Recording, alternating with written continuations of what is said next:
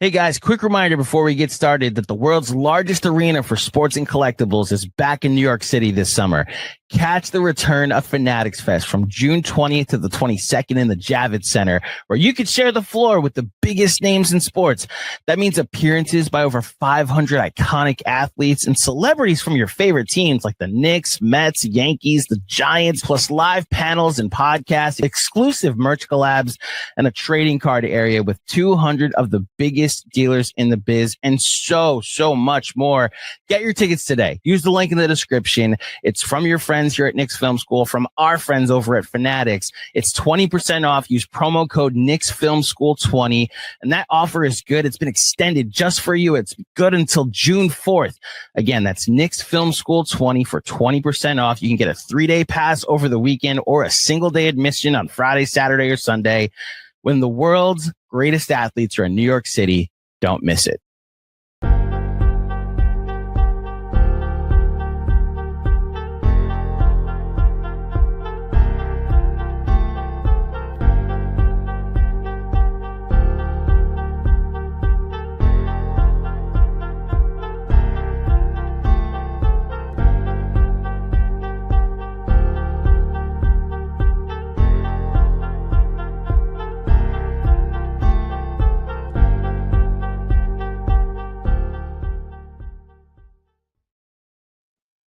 Well, that sucked. Welcome to the Knicks Film School Postgame Show presented by Fanatics Sportsbook. I am Jonathan Macri. I am here with DJ Zullo. I'm not quite sure where I want to start this one. I got a couple places in my head that I think we could go. There is a, you know what? Let's you know what? We'll get to all the other. We'll get to Halliburton in a bit. Him being the best player in the game and the best player in the series. We will get to how big of a disaster being down 3-1 in a series where you could watch segments of it and feel like this team should be up 3-1, and whether on talent they should be up 3-1. We'll get to that in a bit. We will get to the players who did not come up big tonight and the coaching decisions that enabled those players, and one player in particular, I think, to have an outsized impact on the ultimate result of this game, and what that means for the long-term future of the coach, and how it is really just very much in line with a lot of people's complaints throughout this entire year. But I think I want to start here, which is that I was excited for this game. I was excited for this game because, and again, I've used this line about this Knicks teams a bunch, so it is overused at this point, but I just didn't take my own advice yet again. You know, how many times do you have to be fooled? How many times do you need to be duped into believing that now they figured it out? And when I say figured it out, I don't mean uncovered some secret code. I don't mean an X's and O's thing. I don't mean anything of that nature. I mean just figure out how to go out and play 48 minutes of serious basketball. Not even 2 games in a row, because they didn't play 48 minutes of serious basketball in the last game. They played about 14 minutes of serious basketball in the last game. But just how to put one foot in front of the other, and in front of the other, and keep it going. And then a walk becomes a jog, and a jog becomes a run, and maybe a run becomes a sprint. Well, we never get to that. We haven't gotten to that sprint this year. We haven't gotten even to a run this year. We've jogged a few times in some big spots here in the playoffs. But I was expecting, to my own foolishness, due to my own foolishness, I was expecting them to come out and play well.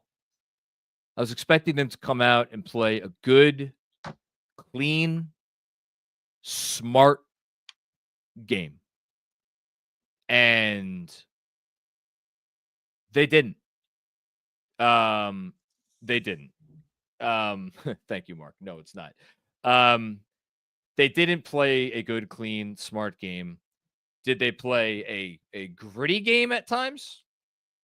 At times. They withstood one hell of a punch that was somewhat self-induced. Not self-induced, but it was a punch that they allowed, right? They opened themselves up to being taking that punch early on, and sure enough, the Pacers landed it. They withstood it, and they did a really, really nice job withstanding it. And then for about a quarter and a half, close to a quarter and a half, they played the sort of basketball that I was hoping what we'd see from them for this entire night. And I think at that moment, when it was 64-63, with maybe under a minute left in the second quarter, because we were really close. And DJ, you said it. You said it. Don't let go of the rope here. And I'll blame you. You must have jinxed it. It's your fault, DJ. I'll take the blame. You can take the blame, right? There'll be a lot of blame going around. I'll take this one. Yeah, I was about to say, if you could take this one, I'll take it. I'll be a team player. Yeah, that's it. And Pacers ended the half on a 6-0 run. There was some silliness in there. And then the Pacers came out and they started the second half on a 7-0 run. And we could sit here and we could talk about all kinds of different things. But for me, I think the thing that I will remember the most about this game, if I even remember it at all, and I'm probably going to try. Actually, I'm not even going to have to try that hard, if I'm being honest, to forget this game. I don't want to remember this game, and I don't think I will. But if I do think back to this game, and I do try to remember something from it, I think it is going to be the opening of that third quarter. Because if there was one segment of this game that reminded me and reminded every Knicks fan of the absolute worst that this team has had to offer this year, it was those first, it was, what was it, 2-3 minutes of the quarter in which it looked like a team that was chilling on the couch on a Sunday afternoon, and somebody barged in and say, "Oh, guys, you guys are due on the court in like 2 minutes. Lace up, man. You got to get out there." And all of them looked at each other, and all of them in that moment looked at each other and be like, "Really? We gotta do this shit. All right. I guess we got to do what we got to do." That's how they played. That's how they played in that stretch. And then they sort of kind of got it going, and, you know, they cut it down. I mean, I don't think after that it was ever a one possession game. I'm not even sure. 89-84, I think, was when they had gotten it down to like a reasonable, manageable number. Yeah, they, in the I mean, effectively the closest they got. What'd you say? You said 89-84? I think that's what I had it written down. Maybe I have the number. No, that sounds about right. Okay. Effectively for me, the last moment that it was like close, like really close, was when I think they had a chance to cut it to either 4 or 3, and Deuce had that turnover and they came back and it was a made bucket. There were some moments there late in the fourth where if they had gotten a stop, and maybe that's one other thing we could hit on before we get to the Super Chats tonight, is how they closed the game with Jalen Brunson and Karl-Anthony Towns on the floor together. And you understand why they did that. Got to score points down, the whole thing, and how that is just such a haul for them when they try to do that. But we'll save that. That's where I'm starting off, Deej. I don't know if that's where you want to start off. I don't know if you think that there's a bigger thing you want to start off with this game, but that's where I want to start off.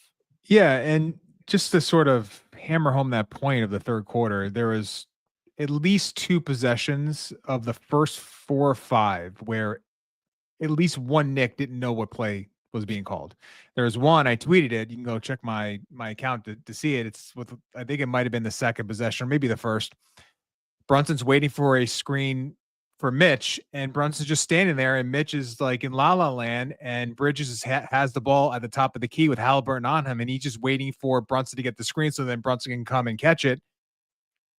The thing is delayed. The action is sputtering out of control, and Bridges has to throw a late pass, and Halliburton deflects it, causes a turnover. And it was a microcosm of like what this team does to start these third quarters, where it's not just the lack of like intensity. There's just a mental aspect to this where they just seemed completely disengaged, which is an insane thought considering the moment. And we shouldn't be surprised by it because this has been the theme of the season, at least the theme of the playoffs, where they come out of these third quarters and there is just a complete lack of urgency, despite the fact that I think reasonable minds would say that they are playing to make sure they have a reasonable shot to win this series. And they came out in this third quarter and didn't play like it.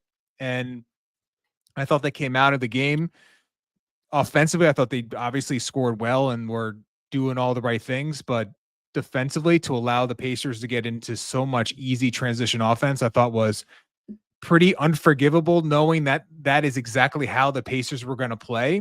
And it was why I thought playing these double bigs together was a recipe for disaster eventually. And it was something I saw in game 2. Game 3, it wasn't terrible. It wasn't great. And then I think today and tonight you saw how tough it is for Towns and for Robinson to defend against this offense. When it's moving at the pace they're moving, and all the secondary actions, all the space they have to cover, it's really untenable. And the starting lineup that played tonight, they were -8 in 10 minutes.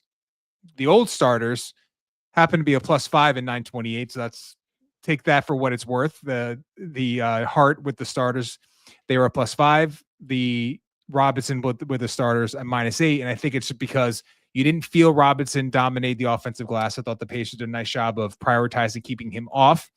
And defensively, as I not to beat a dead horse, but it's just so much space and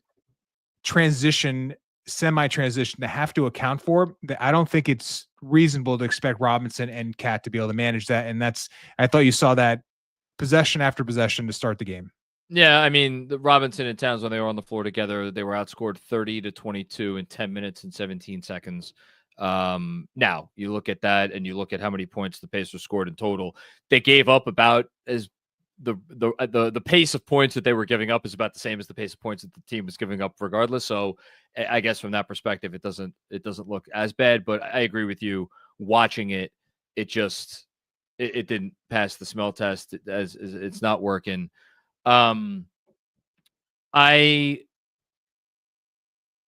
You said we shouldn't be surprised. We watched the whole game together. I don't know if you could tell or if you were paying attention. There was no, and this is the worst part. This is the most damning indictment. This is whatever you want to say. There was no part of me that was watching this tonight and was surprised.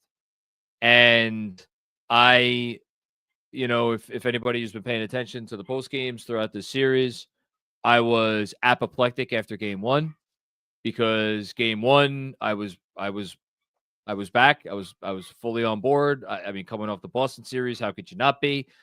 After the first 45 minutes of the game, how could you not be fully on board? And then the last several minutes happens. But then, game 2 I watched, I was like, okay. I was watching game 3 up until the craziness in the last 14 minutes. I was like, okay. And then tonight I was watching it and I'm like, okay. And that's because that is more often than not who this team has been. And it's crazy. It is crazy to sit here and say, DJ, that this team has played 16 basketball games in this postseason so far, right? In those 16 games, they have played more bad basketball than good basketball. Now, they have saved some of their best basketball for the most important moments. But they have played more bad basketball than good basketball. And that's going to be my way to transition. And we'll get back to the specifics of this game, I promise. But that's going to be my way to transition to big picture for a moment. Because, we were watching the game with Mensa tonight. Shout out to Mensa. Shout out to Sean. They were both on the playback. And Mensa, was kind of adamant at one point, like, man, this team doesn't belong on the same floor with you, meaning the Pacers. And like, you can look at the talent, although the Pacers had the best player in the game tonight. Put that aside. They may have had the second best player in the game. I don't know who you thought was the second best player. I haven't looked at Siakam's final stats. Felt like he was pretty good. 30 points on 21 shots. Is that good, Deej? I think Pretty good. Decent on with good Not defense. With good defense all the way around. So yeah, may have had the two best players in the game. Yeah, you could look at the talent, and you could look at the Knicks half-court offense tonight, which for large stretches of the night was actually really good. And you could look at all the things that their different players could do and how, the individual brilliance that they're able to muster with Brunson and Towns. But, and look, the Pacers happen to be their opponent. I don't say this to blow smoke up the Pacers' ass because God knows I would literally rather saw off my own arm than say anything nice about this team and this franchise because I hate them. I hate them more than any other team in professional sports. But you look at them and you look at how they go about their business and how they are coached, how their best player operates, how they operate together as a team, the consistency with which they operate, how they play together, how they play for each other, their decision-making collectively and individually, accountability, everything. All the hallmarks of teams that have success. Are they a more talented team than the Knicks? My response to that question is, what does it matter?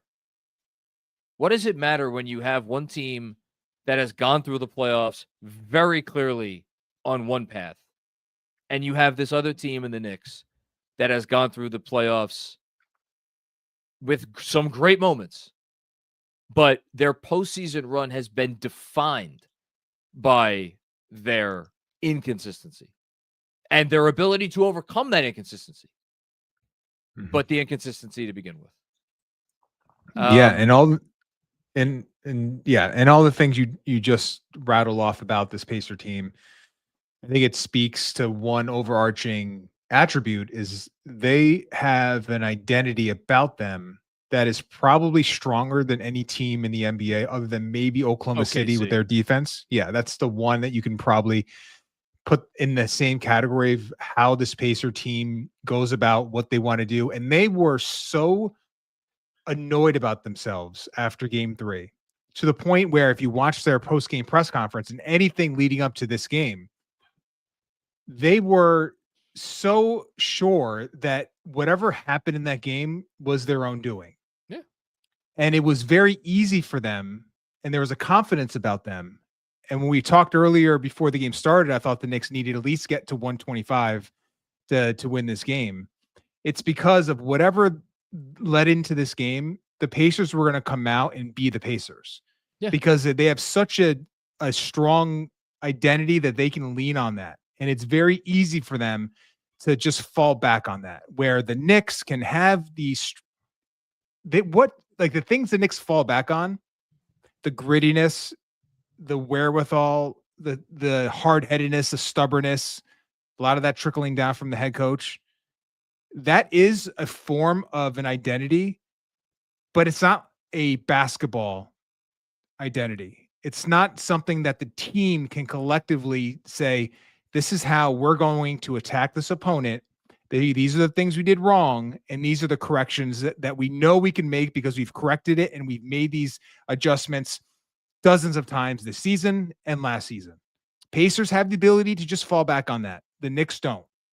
So whether or not the Knicks have more talent on paper, to your point, doesn't matter because the Pacers can fall back on what is an elite attribute in terms of their identity and factor in some phenomenal individual talent on this team, the depth going 10, 11 players that they really needed to. Like there's so much that they can do that maybe increases their overall impact performance despite maybe a talent level that maybe you don't think falls to or rises to the Knicks level.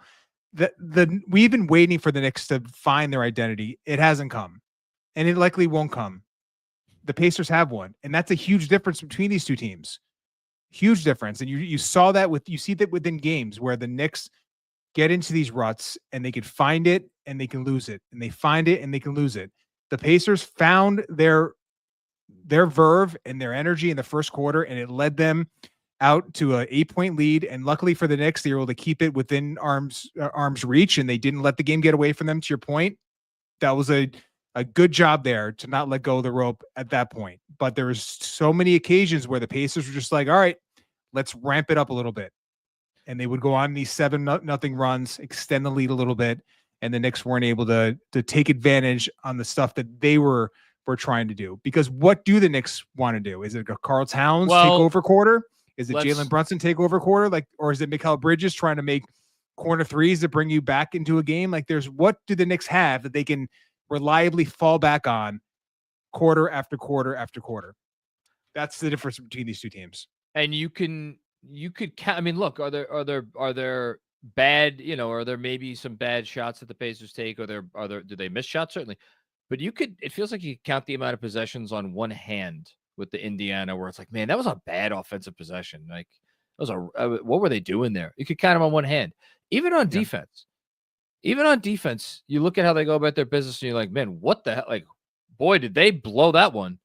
Who fell asleep? Like, maybe a few more on defense, but it's not that many. And then you look at those respective numbers for the Knicks, and it's higher. Now, all that being said, and this gets back to the talent part, the Knicks, I mean, we were sitting there, and if the refs make the proper call on Pascal Siakam very clearly holding OG Anunoby's jersey as he's trying to go up for a defensive rebound, and the refs see that and call it, which it was the correct call. It was very blatant in the moment that it was the correct call. Mm-hmm.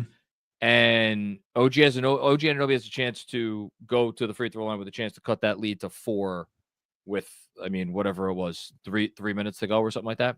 Yeah, it was 121-115 on the missed call. Yeah. Instead, or no, sorry, it was 120 to 114, and then but it ended up being a foul on the Knicks. Turner goes to the line, hits 1 of 2. That's right. So, despite everything that I just said about the collective unit and the collective team and all of that stuff, the fact that you were still in position to have a chance in this game speaks to the talent. And you can look up and you could see Jalen Brunson, 31 points on 19 shots. Was it a great Jalen Brunson game? I don't think any of us would sit here and say it was a great Jalen Brunson game, but 31 points on 19 shots is 31 points on 19 shots. Karl Anthony Towns, 24 points on 15 shots. Again, was this a great Karl Anthony Towns game? No. OG Anunoby. Talk about a guy who actually has really shown up as the series has gone along. 22 points on 16 shots. That's good. And you look at some of the bench guys. DeLon Wright, 9 minutes. Boy, sure seems like he should have played a few more. Plus 11 in 9 minutes. Yes, he should have played more. Landry Shamet, plus 6 in 11 minutes. Maybe not as much. DeLon Wright. I mean, minute for minute, DeLon Wright might have been the best player in the game, although he did have one kind of questionable shot attempt, and I think there was maybe one bad turnover there too. But it was very good. It was excellent. And then you could look at some other guys. I'll get Mitch out of the way just because Mitch did have the worst plus minus on the team. He was a minus 20 in 19 minutes. Mitch is going to get critiqued for having a lack of impact in this game. I am not going to sit here and say that Mitchell Robinson had some kind of terrible game. Was it a great Mitch game? No. Probably wasn't even a good Mitch game. But to me, whatever blame you want to give him, I think pales in comparison to two guys who I will remember this game for what they did not do. And that is Mikal Bridges and Josh Hart. And then this is going to be the transition to talking about the coach. Because, Josh Hart, he gets moved out of the starting lineup. Ostensibly, no longer okay. We no longer have to play Josh Hart 40 minutes, right? It's not a given. And I'm looking up. He didn't play 40 minutes. Played 36 minutes. Look, he was a -1. Josh Hart had a really good fourth quarter.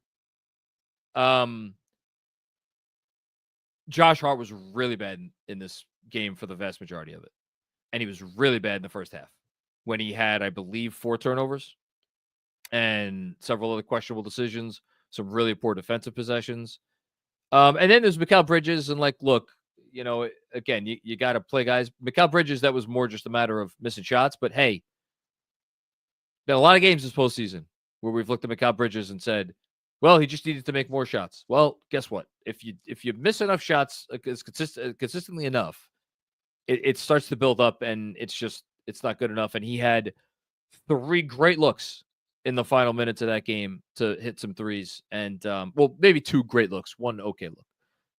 And he didn't hit any of them. Did hit 2 threes in the fourth. I don't want to discount those. Again, just like Josh Hart, made some big plays in the fourth. And then you take a step back from the decision to play hard as much as Tibbs did at the expense of maybe a DeLon Wright, who, again, was really good. And then you talk about what we were talking about before, about what is this team's identity? What do they have to fall back on? Yes, stubbornness, grit, toughness, the whole thing. That is their way to embody the coach. But in terms of reliable, repeatable offense, defense traits that they could go back to, where we see the whole being greater than the sum of the parts on a consistent basis, it's not there right now. And I mean, right now, they're 1 loss away from the offseason. So I don't know what else to say. That's the position we're in. And I think the conundrum of trying to analyze this team, because you get these incredible highs, usually in moments where everything feels like it's on the line. And they have had an incredible ability to perform in these high pressure moments when it feels like season on the brink stuff.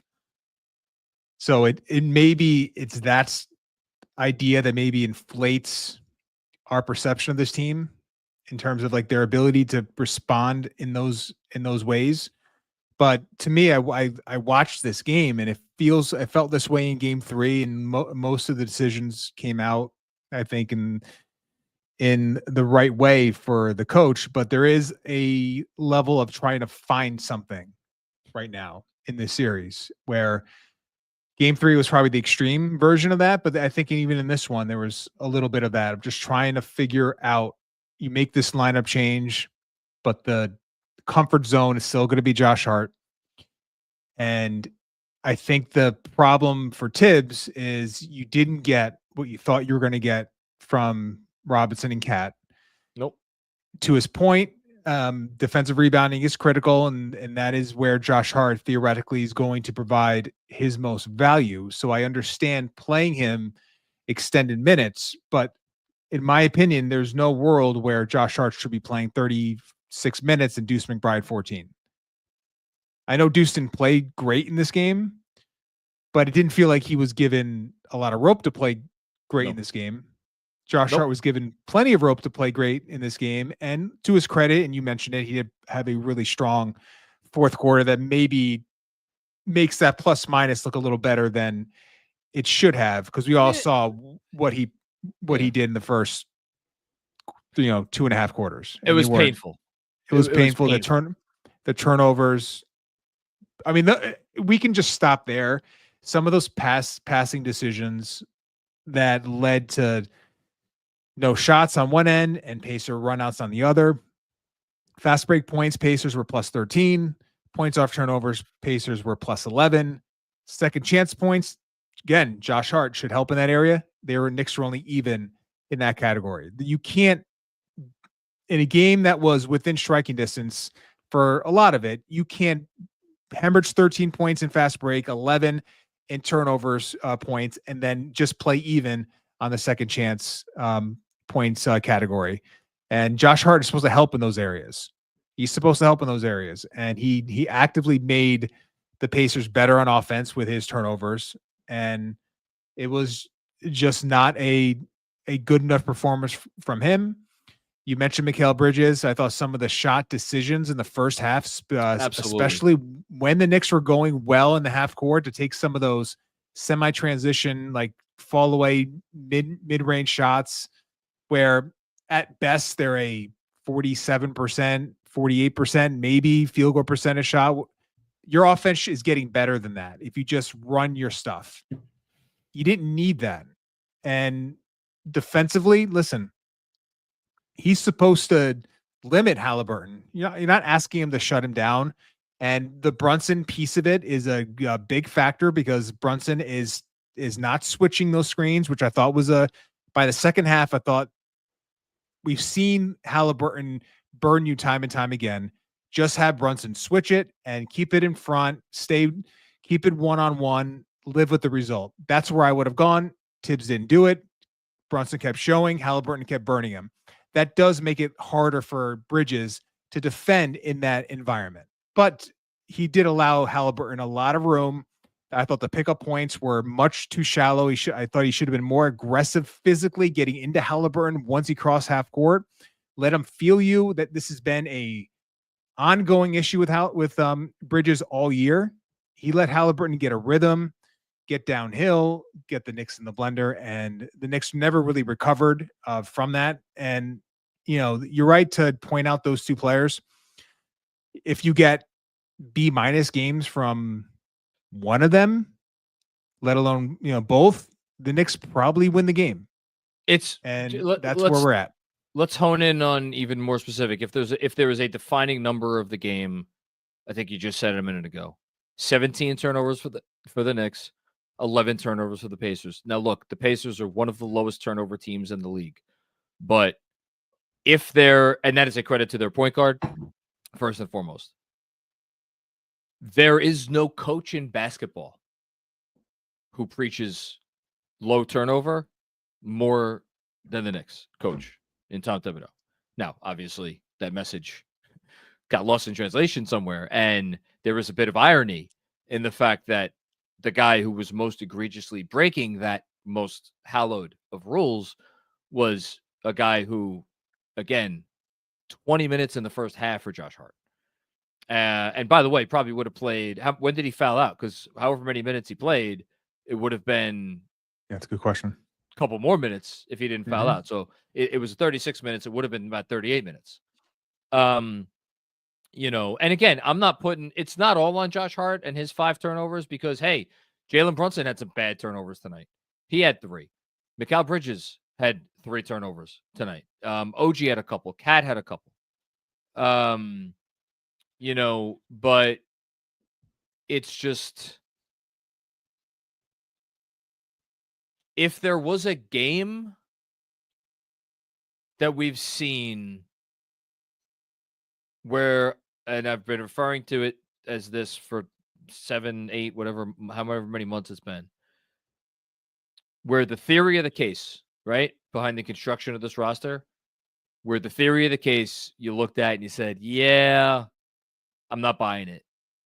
I think it might have been this one, because your quote unquote top tier defenders were not able to be disruptive enough. And I say that I want to give a big tip of the cap to OG Anunoby, who I did think played a very good defensive game.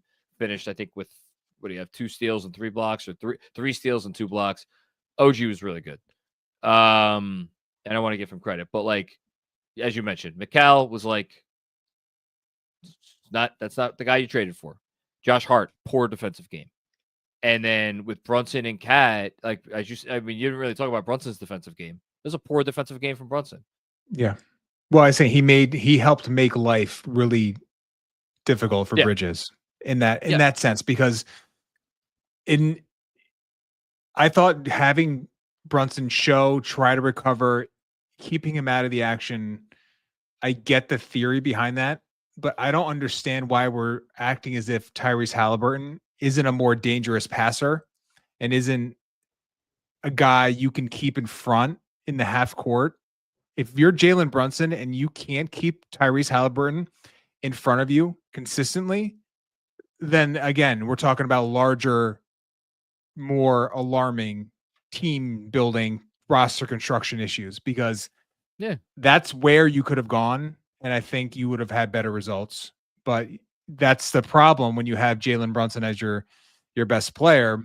The Knicks are petrified to keep him in action, despite a Boston series where he did have to guard and he held up pretty well.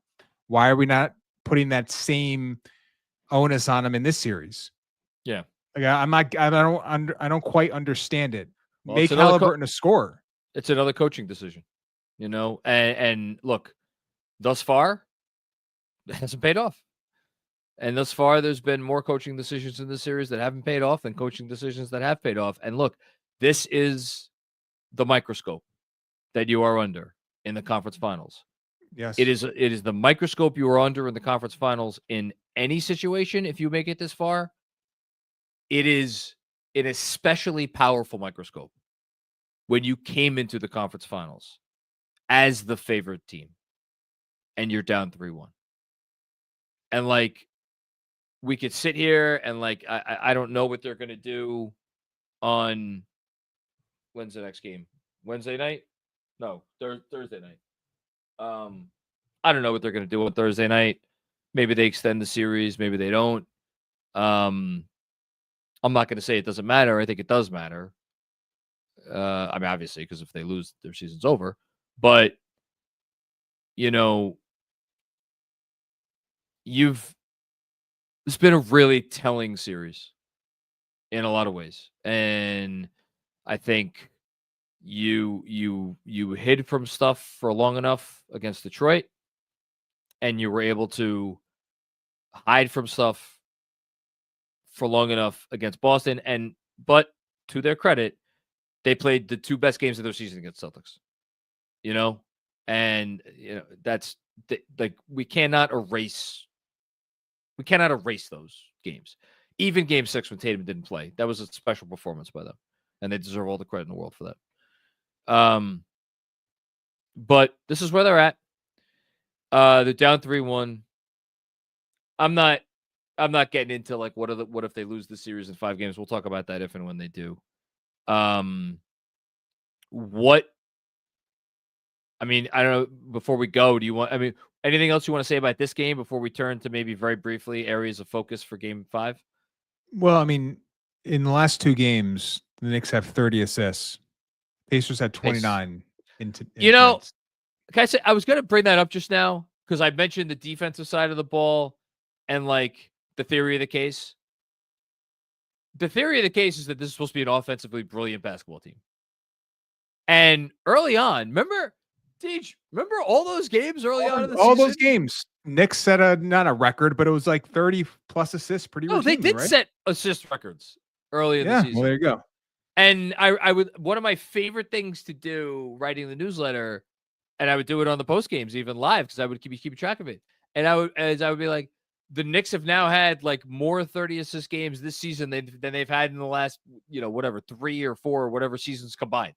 And it was such a fun thing to update on a regular basis because we had never seen it before. We had never seen a Knicks offense look like this. Not close. And to say that has gone completely the way of the dodo bird is an understatement. Yeah, you'll get stretches where they look unstoppable. They scored 64 points with like a minute or 2 minutes to go in the first half tonight. Brunson, they're still a great shot-making team. Yeah. But they're not a great playmaking team. And that's a great way of putting that. Yeah, and the Pacers, to their credit, they just stay home. So if Cat's gonna drive 15 times a night, not that he passes anyway, but they're not gonna collapse and send a bunch of bodies his way. Same with Brunson. When he gets into his paint touches, floater range, they're gonna play one-on-one. They're not going to send a lot of help. I don't know how many driving kicks Brunson has had in this series. That would probably be something I'll look up after we get off or tomorrow just to see how many threes he's creating off his half-court paint touches. It doesn't feel like a lot. And he's been In the series against Detroit and Boston, I felt like you were getting Brunson getting into the paint, spraying it out to Anunoby, to Bridges for open corner threes, much more regular than you're seeing in this series. So the Pacers you got to give them credit for that, but also the Knicks are not a great, like, they have good passers and they have a lot of good, solid, above average passers. They don't have any great passers. And in a lot of ways, of all the things we're talking about, the difference between these two teams, you have one of the best passers in the NBA, and you have a bunch of guys that are just good passers on the other side. And you're seeing the difference. And you can throw TJ McConnell in there as well as a guy that can make high-level passing reads. And it's a really tough case to be made that the Knicks can hold up offensively when the other team is just creating much more efficient looks with their passing compared to what the Knicks are doing. Absolutely. And you could sit here and you could say, well, yeah, not a lot of assists, and no, the offense doesn't rise to this higher level. But if Mikal Bridges tonight goes, 9 of 15 instead of, and I'm actually looking at it, he actually hit. How is it that he only hit? It says he hit 4 or 5 from deep. Did I imagine him missing? He must have had a toe on the line on one of those corner threes. He must have had toes on the line in a few of those. But whatever. You can sit here and say if Mikal Bridges goes 9 of 15 and there were a bunch of makeable ones he missed instead of 6 of 15, they win this game. How often are you going to get against a decent defense? And their Pacers are at least a decent defense. And they are probably better than decent defense.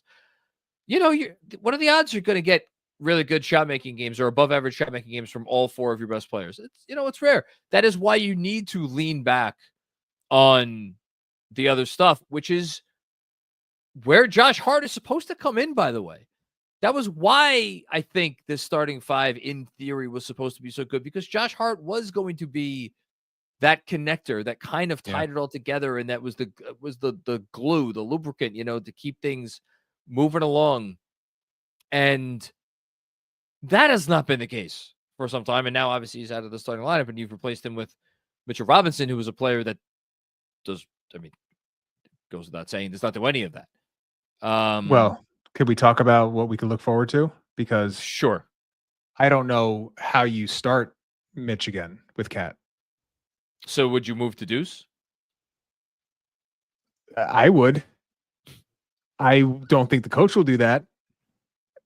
I'll just say this, and without watching it live, it's always hard to make declarative statements on things that are complex. So I reserve the right to change my mind in this. But watching live, I don't think you can play Cat and Mitch to start game 5.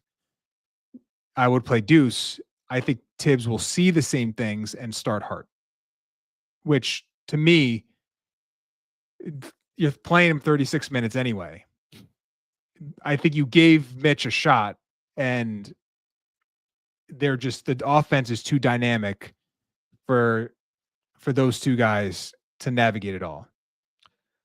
And I don't think he's going to start Deuce. So in terms of game 5 adjustments for you, it really does come down to just rotation and start and lineup decisions. You can't give the Pacers this advantage in transition that you will have every time Mitch and Cat share the floor. Especially to start these games when teams are at like peak conditioning, peak energy. Like, it just doesn't. I understand the idea of starting Mitch, but against this team, I just don't think it makes sense. And you're going to kickstart the Pacers again in game 5 because they know how to attack it now.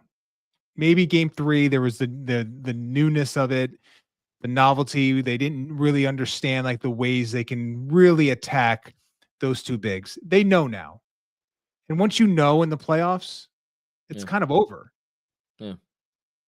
And then you have to and then it's about do you adjust back? I think you need to adjust back. And I don't know if that means Hart or Deuce. I just don't. I wouldn't go with those two bigs again starting the game. Maybe you play them in the later part of the game when you can your defense is feeling a little more structured and the Pacers are not killing you in transition, you get away with it.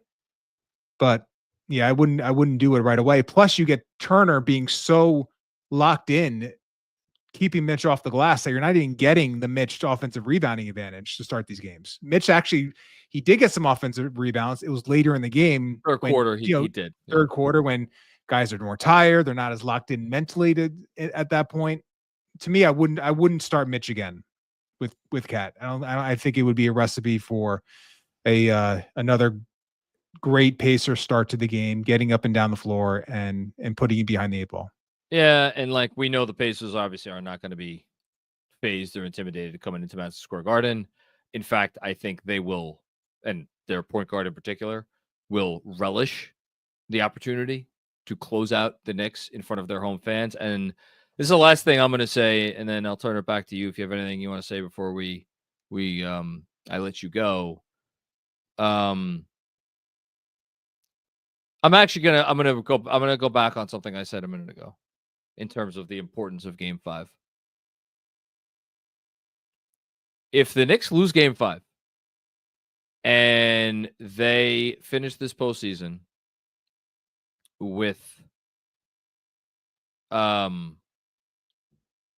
3 home wins, right? Game 1, Detroit. Game 1, Detroit. Game 4, Boston. Game 6, Game 6, Boston. Yep. Yeah. Okay. If they lose on Thursday night and finish this postseason with 3 home wins, not one of which will have come in the conference finals. We heard very clearly coming into the playoffs that I'll just repeat what Fred Katz said, before the Detroit series.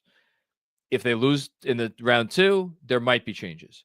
If they lose in Detroit or to Detroit, there will be changes.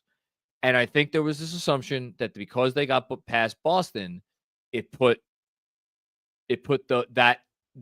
eliminated some of those possibilities. And I will just, my own 2 cents, my own personal opinion, that is just my own thought in my brain. If they lose this game on Thursday, there are going to be changes. And I think it's a question of, is it going to be the coach and a major roster shakeup? Or is it going to be an either or scenario? But I don't see any universe where a loss on Thursday would not result in something very significant this summer. And again, we will talk about that when the time comes. I really don't want to talk about it tonight because this team is still alive. They could win 3 straight. It's been done 13 times in NBA history. 2 of the games are at home. 2 of the games would be at home, which again, you would think would be an advantage, although, they and you know what, Deej and Rick Carlisle will appreciate this. They do still have the campaign button to push. So that's a big one. Yeah, Cam's still there. Cam's still there. What's funny is the lineup that I don't know if it was the best lineup of the night, but it was the OG Cat, Hart, DeLon Wright, Shamet minutes in that second quarter. I think to start the second quarter, that was really impressive. Would like to maybe see a little more of that in Game 5. Look, I think they outscored Indiana in 17 minutes and 17 seconds. They outscored the Pacers 17-7. Fantastic defensive stretch, albeit a lot of those minutes were not without Albert on the floor. Yeah. Big caveat, it matters a lot, but they were able to, Wright especially keeping TJ McConnell in check, which, as we know, is not nothing in these playoffs. So, look, it's a disappointing loss and a lot of negativity, rightfully so. Looking ahead to Game 5, the margins are probably tighter than we think in terms of like talent or just like the ways the Knicks can actually win these games. I think the margins are pretty tight. I would assume the Knicks win game 5 based solely on the fact that you are playing for your life and the Pacers have another home game there. So I think that alone should give the Knicks a massive edge that they should take advantage of, because the talent discrepancy, the all the things that we're talking about, it is pretty tight. So I would give the Knicks a pretty sizable edge there. To be clear, that what you just said is exactly why I just said what I said a minute ago. Yeah. Because I fully believe that to be true. And you should win game 5. And you should at least send this back to Indiana and get to a game 6 and have that moment in your building. You should. Mm-hmm. If you don't, it speaks volumes. Yeah. Look, a 4-1 loss and a loss in when your you're building, favored. When you're favored. Now, I don't think they should have been favored, but who cares what I think? They were favored. They were ostensibly the better team. They just beat the Boston Celtics. You can't go down in game 5 in your building 4-1. It's not. I thought after Boston, the coach was safe. I didn't process the idea of the Knicks going down 4-1 to the Pacers. If they do that, I agree with you. There will be and probably should be significant changes. And I would assume that would present itself with a team that would use that to their advantage to win the game. And like, you've gone down 3-1. The Pacers have, again, we talked about all the things the Pacers are doing well. We talked about how they're a well-machine. We talked about how they don't beat themselves. It's not, other than the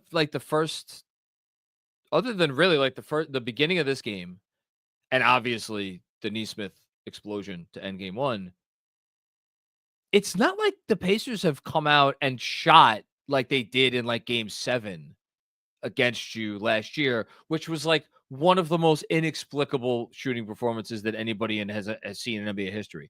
Like, they've made a lot of shots, but guess what? They always make a lot of shots. This is what they do. This is what they are. I mean, in the second quarter, they scored 26 points. Third quarter, 33. Fourth quarter, 28. These are like manageable scoring numbers for a great offense. It's the 43 in quarter 1 that killed you.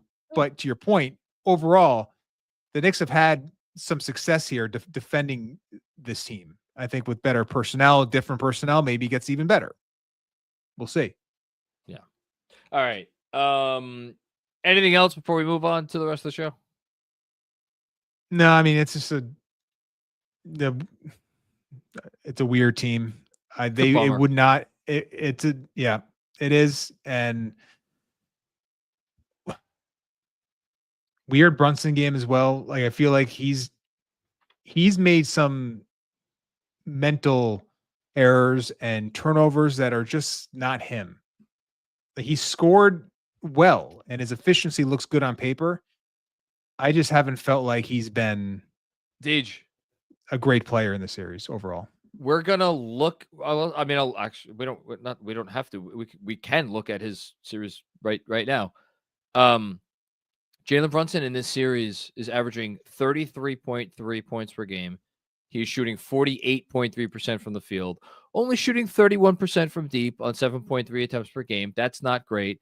Getting to the line over 10 times a game, shooting 93%. Now, the dirty little, and now here's the seedy underbelly. 5.5 assists, 4.0 turnovers. Tyrese Halliburton in this series, 11.0 assists, 1.5 turnovers. So Brunson has scored even with the 3-point shot pretty efficiently. Again, 33.3 points on 22 shots a game. But I don't know that anybody is going to look back at the series, even with those scoring numbers and that efficiency, I don't know that anyone's saying, "Oh yeah, it's been a really good Brunson series." It just hasn't been. No, and he's a minus 26 overall in Yeah. the series in the 4 games. Like, it's just not been. He's not been good enough, and I know the bar is extremely high. Yeah. No, I mean, we're asking him to be the best. Essentially one of the 5 best players in the sport. That's the bar. And offensively, you can argue there's been moments where he's gotten there. He hasn't. The offense hasn't been to the point where it's fully made up for what the defense is giving back. And I think that's the part of the balance there that he has not struck, that he has in most postseasons as a Knick. The offense has carried the defense. It's not quite doing that in this series. Yep. The balance hasn't been there. Okay. Yep.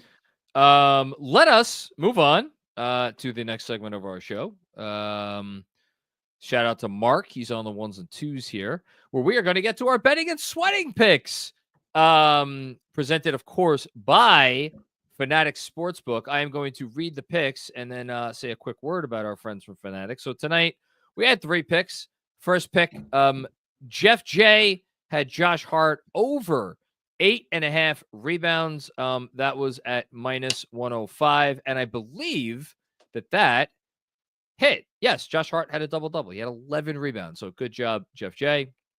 Mensa, Pascal Siakam, I believe he went under 20.5 points for Pascal Siakam. That did not hit. I'm sorry about that, Mensa. And then GMAC went over 1.5 cat threes. The Pacers continued to make an effort to take away Cat's threes in this game. Yes, he had one. Just one. So he did not get that. But I would be remiss if I did not shout out myself, because before the game on Betting and Sweating, I said that we have to pick a parlay, and my parlay that I picked was Brunson over 30 points, Cat over 20 points, and Hart over 10 points. And I got that boosted to plus 656. And you better believe that your boy won that by the skin of his teeth, thanks to a meaningless Brunson basket at the end. But hey, it counts. So You'll take it. I will absolutely take it. Hey, listen, in terms of our friends at Fanatics Sportsbook, this summer, the world's largest arena for sports and collectibles is back in New York City. Yes, of course, you know what we're talking about. It's the return of Fanatics Fest. It is taking place from June 20th to June 22nd at the Javits Center. You can share the floor with the biggest names in sports. There are going to be over 500 iconic athletes and celebrities from your favorite teams, including, of course, current and former New York Knicks legends. I know Deuce McBride is already confirmed for that. I have no doubt that there will be more players confirmed for that. Plus live panels and podcasts, exclusive merch collabs, a trading card area with 200 of the biggest dealers in the biz. I'm looking forward to checking that out. And way more. All your boys from Knicks Film School will be there. So be sure to get your tickets now. And on that note, get your tickets today using the link in the description to this episode. Yes, the link to get your tickets at 20% off. You have until June 4th to do it. So you're going to use the link in the description of this episode, whether you're watching or listening, and then you're going to use promo code Knicks Film School 20. Again, you're going to check the link in the description to this episode and then use promo code Knicks Film School 20 for a 20% discount on your Fanatics Fest tickets. When the world's greatest athletes gather in New York City, don't miss it. Okay. And I think do we have a super chat from Fanatics? I don't know. Fan cash. Yeah. Let's see what it is. I'm excited to do it. I wonder what it's going to be. Or maybe there's nothing. We do have a fan cash super chat. Okay. Here's $100 in fan cash. Thank you, Fanatics Sportsbook. Player props aren't posted yet, but of the starting lineup for the majority of the season, who's over points prop would you take in Game 5? In Game 5, who's under? So I'm looking at it right now, and they are posted now.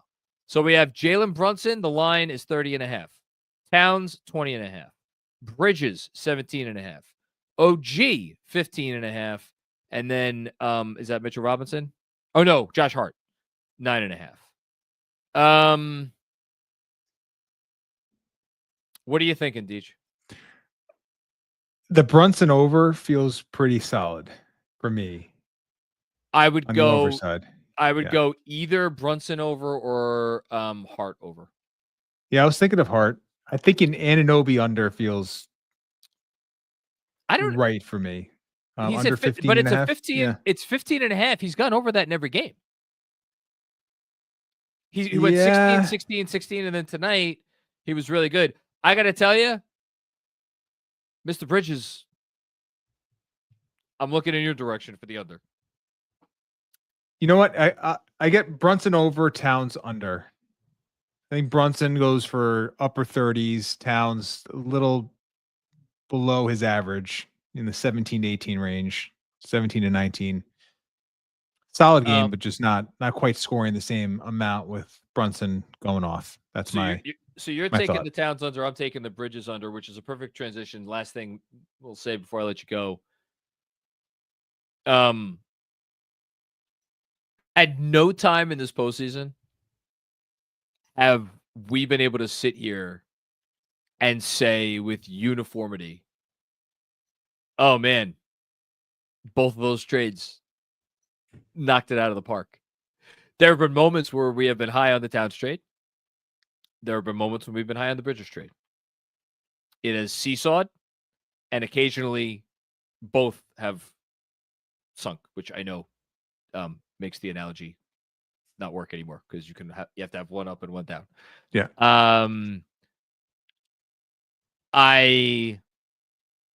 For as much as we can and will talk about, and I know tonight's going to be all about the coach, and that's fine.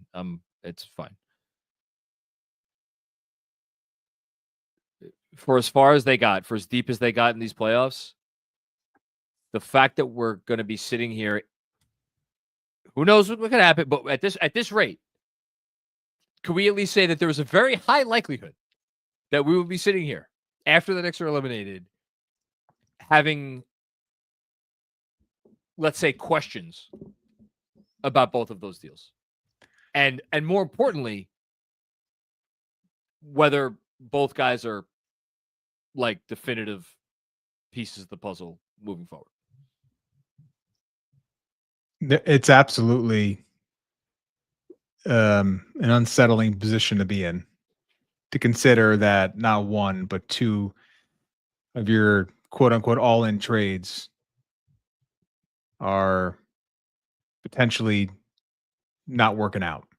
And the fact not working out as well as you would have liked, ideally. Yeah, I guess it's weird because they are in the Eastern Conference Finals, so there is this like position that we're in that you can argue that they wouldn't be in this spot without both those guys who have helped them win a lot of games and win games in this postseason. But you're paying Karl Anthony Towns a ton of money for a lot of years, and you gave up a lot to get Mikal Bridges.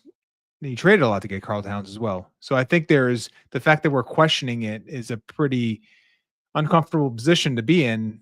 But there is, as you said, there's still time here for it to feel like you can still move forward with them.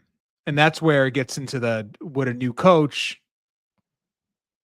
be enough of a change to bring out the very best, or quote unquote maximize the roster. Now, the roster might still be flawed enough to where it wouldn't matter in terms of championship equity, but I think you've seen enough to where you can maybe talk yourself into, yeah, the talent is good enough that we just need a change in the approach and the principles and what we believe in from the coaching staff to really bring out the best. And I think that's a tough question to answer because I think you can go in a lot of different directions. It could be more the players, more the coach, combination. And then what do you do about the potential return of who you're sending out? I mean, it's a very complex scenario, but it is fair to wonder because the assets sent out were enough to where you should be questioning it and critiquing it often, because that's what these trades warrant. It's a microcosm of like what this team is in a lot of ways. The inconsistency, but the highs can be great. And maybe there's still time for those highs to present itself to where you feel really good about this team going forward. But right now, you can't really say that. Last thing, you want to laugh? Sure. Total plus minus of all players that have made it to the second round or the conference finals in the NBA playoffs. Do you want to guess who is last by a goodly margin? It's Mikal Bridges, isn't it? At minus 65. You will not guess who the next, and I don't believe that this other. I don't know that number is a fair reflection of Bridges' postseason performance. Although I can't sit here and be like, that's definitely an unfair reflection of Bridges' postseason performance. This other guy, I don't think it's a fair reflection. But then again, I haven't. He hasn't hit as many shots as you would have liked. You want to guess who the second worst player is of all players in the conference finals? He's not a Knick, right yet, or he's not a Knick anymore. Oh, is it Julius or Dante? Other guy, Dante. Is it Dante? Okay. Yeah. Minus 41. Yeah. I mean, he's shooting is not quite been there. Yeah. Consistently. But yeah, I don't think that's a great microcosm of like his overall performance, but it's funny. It's those are the two guys that sort of swap spots there. That's why I'm laughing. Yeah. Yeah. Okay. Deej, thank you so much. Right. As I say it all the time, I don't know how I would do. I love having you for wins. I need you for losses. So yeah. Any last thoughts? Or well, I just got to figure out this. I'm going to try to figure out the starting lineup thing. Maybe it's more tenable than I'm giving it credit for. Just on the rewatch, like can you go in with the same group into Game 5 and keep your head above water defensively? I don't know. That's my task, and I'll report back. Let you know. Good luck with that one. Thank you, Deej. All right, buddy. All right. On that note, I want to thank everybody for watching. It's not where any of us want it to be after 4 games of the conference finals. It is really amazing how much things have taken a turn. It is rare. It is rare that you get a team, and I want to go back and I do want to look at this at some point. I don't know that tonight is the night to look at it. I think it's rare that you get a team that will make it this far that was not a pre-playoff favorite in their conference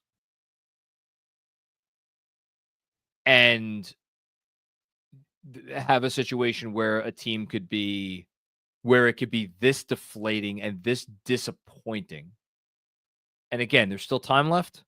But as it feels right now, the level of defeat, the level of disappointment, the level of, honestly, in some corners, I think, disgust, that's incredibly rare that you get a team that makes it this far, again, that was not a favorite going into the playoffs, that could engender that level of, that sort of emotion in a fan base. And I think that there's a lot of PTSD that is behind that. A lot of leftover feelings from the season, which was very trying for a lot of people, which for a lot of people people had very tough time getting in on this team and comparing it to last year's team and just not feeling the same way. But they really are in somewhat unique territory here. And I don't know what to do with that right now in the midst of it. But here we are. So let's talk about it. All right. I know we got a bunch of super chats from before the game ended, and we will get through those in due course. Here we go. Starting off with Nick Head, who starts us off as he has always been starting us off. Let's go, Knicks. Wish it worked a little bit better tonight, Nick Head. Thank you. Kevin Danishevsky, yo, got my master's in public health today. Congratulations, Kevin. I'm very proud of you and happy for you. And everybody should congratulate Kevin. Wanted to thank the KFS community for being a key part of my community during these last years. Let's go Knicks. Okay. Thank you, Kev. Congratulations to you, man. It's been great having you as a friend over these years. Very proud of you. Rafa, 3 is killing the team. 21st half minutes is criminal. 3 meaning Josh Hart. And yes, 21st half minutes was criminal. And you could argue that those 20 minutes may have lost them the game. I will look. I don't know that his first half plus minus actually reflected how poor Josh Hart played. I don't think it did. But he was very bad, despite being on the floor for the best stretch of basketball for the Knicks in this game, which came during the second quarter. But still, it was not good. Thanks, Rafa. John Leary, what's going on, John? Halftime thoughts. Offense is clicking. More solid minutes from Wright and Shamet. Surprised McBride playing time is being cut with his play lately. John, are you really surprised? Given what, I mean, I'm not saying, I'm not trying to target you, but like, obviously I'm being a little facetious. All year, the numbers with Deuce on the floor, things are great. Now tonight, his plus minus was bad. But overall, in the playoffs, it just seems like really good things happen when Deuce is on the floor, and tonight, not so much. Although he does still have the best plus minus in the playoffs. By the way, how about this for funny? I mean, depending on your sense of humor, as of right now, the Knicks have scored exactly as many points as they've given up in the postseason. So there you go. Thanks, John. Hush Zoo, it's very cringe how often McCall shrinks. It's a good word. It's a good word. I was hoping my reverse jinx when I compared him to Evan Fournier in a newsletter earlier this postseason. I was really hoping that reverse jinx would carry on forward and it would carry us to the finals. As of right now, it does not look like that is going to be the case. Thank you, Hush. Jasso focused. Funny, we discussed turnovers at halftime, but the Knicks didn't. No, I think the Knicks probably had a beer at halftime, if I had to guess. Maybe smoked a joint or two. I don't know. I don't know what they did, but they didn't seem like they talked about basketball. Thanks, Joe. Huzzoo, Josh is doing a great Westbrook impression. You know, it's not the worst comp, man. It's not the worst comp because there are games where you swear by him, and then there are games where you swear at him. And oftentimes it is within the same game. And hey, for a while there, we were getting a fourth quarter from Josh that made us, it was maybe thinking, oh, maybe he's going to make it up, but not enough. Not enough. Thanks, Hush. Hush with another one. Tibbs dying on this Josh Hart hill is so insane. He is dying on the hill. It is. I'm not going to sit here and go through, like, rank the top 5 reasons why Tom Thibodeau is going to lose his job, because he still has his job and he may keep his job and he may win the series and they may win the NBA championship for all any of us know. I don't know. But I think the Josh Hart conundrum and how Tibbs' season-long reliance and dependence on Josh Hart was kind of symbolized in a lot of ways in this game. I don't think that should be lost on anyone. Thanks, Hush. Guy Huber, then. What's going on, Guy Huber? Josh Hart and Tom Thibodeau are the band members on the Titanic. Jake Gyllenhaal in Brokeback Mountain. I wish I knew how to quit you. Yeah, it was pretty bad. First half especially, but it was bad. I mean, third quarter too. Third quarter. It's just first 3 quarters, Josh Hart killed him. Killed him. Thanks, Guy Huber. Rafa, this L is all Tibbs. Too much heart minutes. He refuses to play right, and Landry. Cat looked gassed at times. Absolutely pathetic from coach and number 3. Yeah, I mean, coach didn't do a good job tonight. It's as simple as that. I can never. It doesn't matter what a coach does. I'll never sit here and be like the loss was all the coach's fault. Players play the game. The coach did not do himself or his team any favors tonight. Thanks, Rafa. Josso focus. Mitch -20, Deuce -10 entering the fourth quarter. Bad omen. That's the thing. Now you had some other options. You had DeLon Wright playing really well. Why do you only play 9 minutes? I don't know. Andrew Shamet was a little spark. He didn't play that much. But no, those guys, I will say that, when this team wins, oftentimes you get a big Mitch game and or a big Deuce game. Neither guy really made the impact tonight. So thanks, Joe. Rafa with another one. Down 15, series is over. Visceral hatred for Tibbs. I mean, I think I got your the gist of your feelings about Tibbs many moons ago.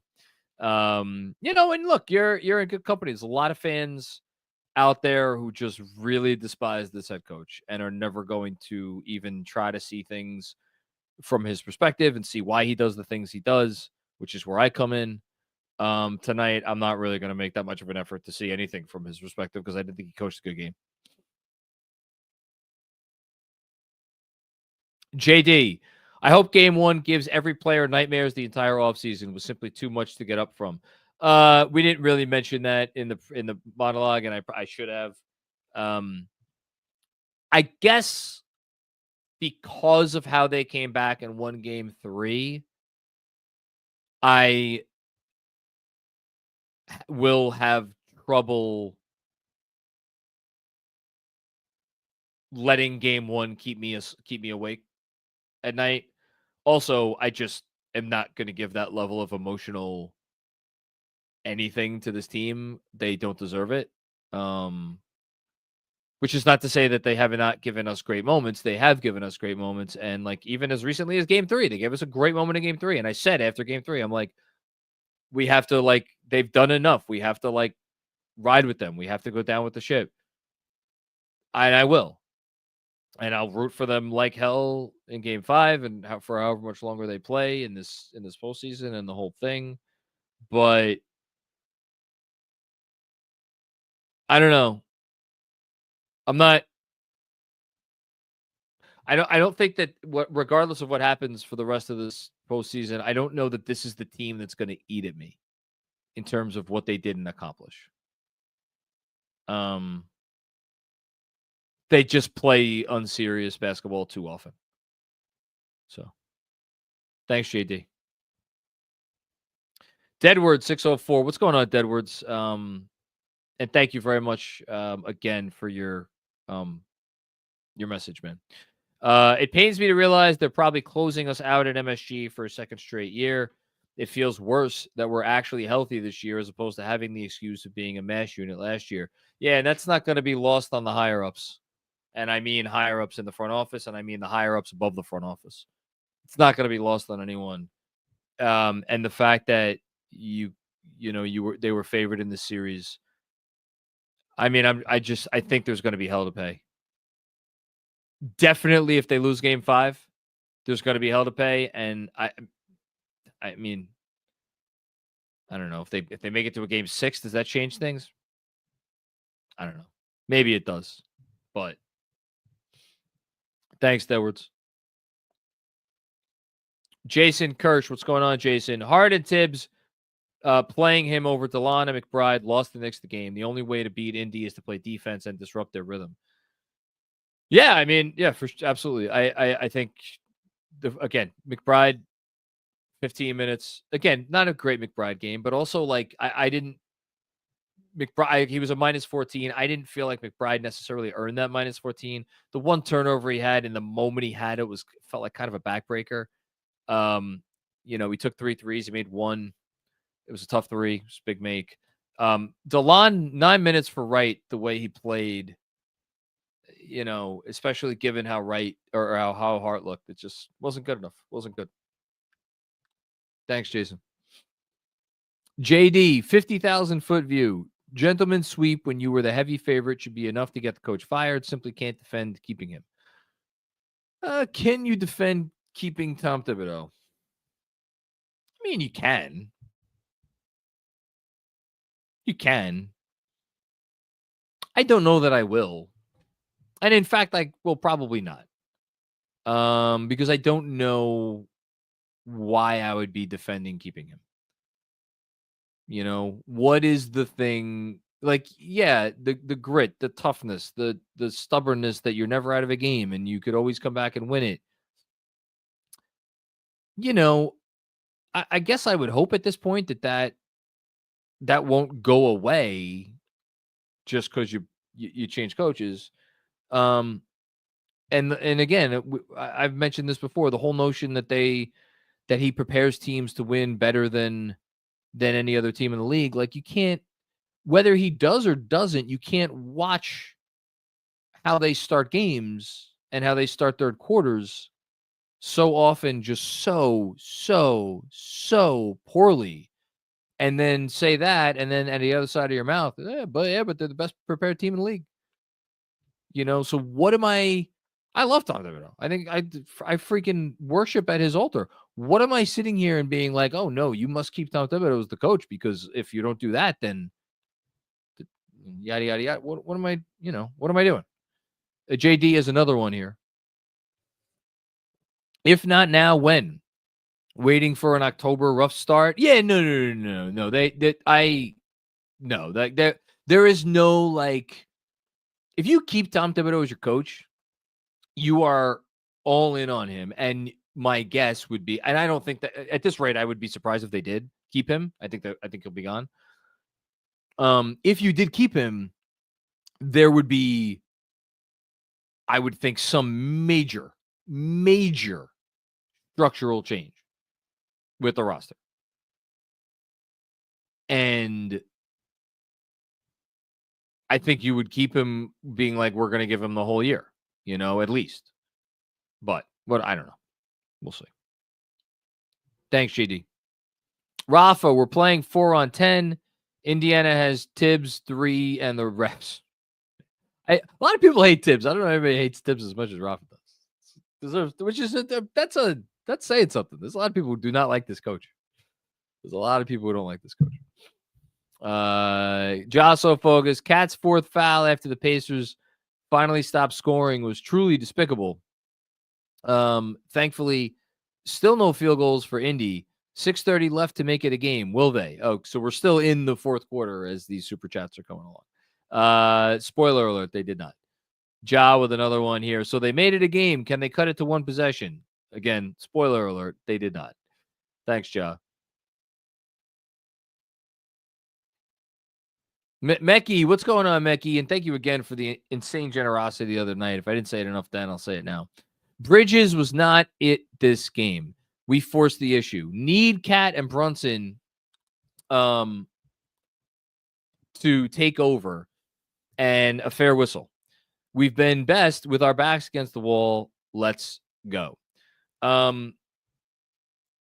What do they need to do to win game 5? I mean, I thought the whistle was fine tonight. I didn't have an issue with the whistle. Obviously, that one non-call on Siakam holding OG on the box out was annoying and may have made a big difference in the game, but what are you going to do?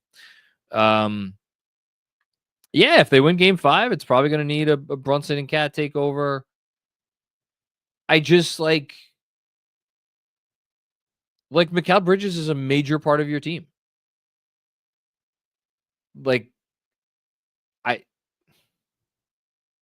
He's just been bad. Again, I will say it again. Of every player in this round of the playoffs, he has the worst plus minus of anyone. He shot 44.6% from the field in the playoffs and 34.2% from 3. He has taken 14 throws in 16 games. And he's only shot 71.4% on those free throws. It's just 44 assists to 32 turnovers. It's just not good enough. It's just not good enough. There's nothing else to say. He has not been good enough. Thanks, Becky. It's right, and it's needless to say, it's been really fucking frustrating. But yeah, 50 effective field goal percentage on the dot. Not ideal. Uptown Hoodie. Mikal might shoot better if he squared up and didn't insist on contorting his body to extreme positions. Well, that would involve welcoming contact. Thanks, Uptown Hoodie. Hush Zoo. Our season pretty much on the line. The last 5 minutes we played through Mikal. I can't believe my eyes. I'm actually stunned. JB got nothing up. I'm not stunned because the Pacers were employing an anybody but Brunson defense. They were doubling him. And to his credit, when they doubled him, he got the ball out and relied on his teammates to make the right play / make shots, and they didn't do it enough. That's it. Thanks, Hush.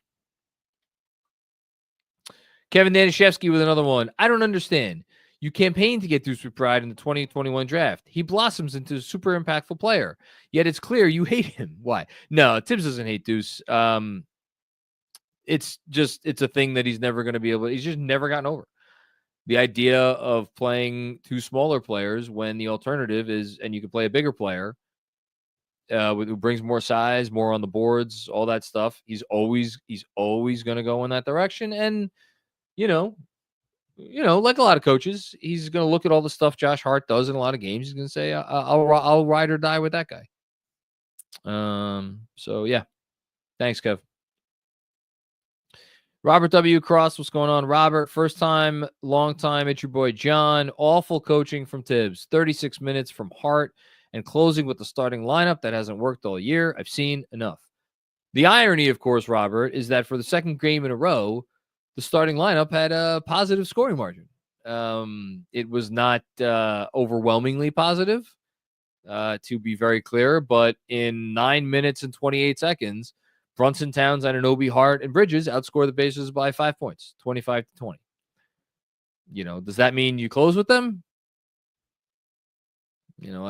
Again, I've been saying it all series. I'll say it again. The problem is that Towns and Brunson on the floor together is not tenable defensively. It's just not. And you do not elevate yourself enough offensively to make up the difference. You just, you don't. In this game, I'll look it up right now. In this game, Brunson and Towns played 25 minutes together. They generated a 125.5 defensive rating, which actually in this game was not that bad. But only a 116.1 offensive rating. They were a negative 9.4. They don't make each other better.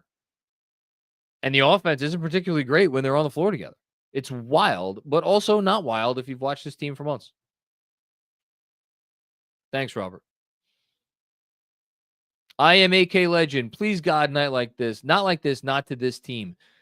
Get ready. Get ready, because it's going to be to this team. It is going to be to this team. Unless something drastically changes. And who knows? Maybe it does.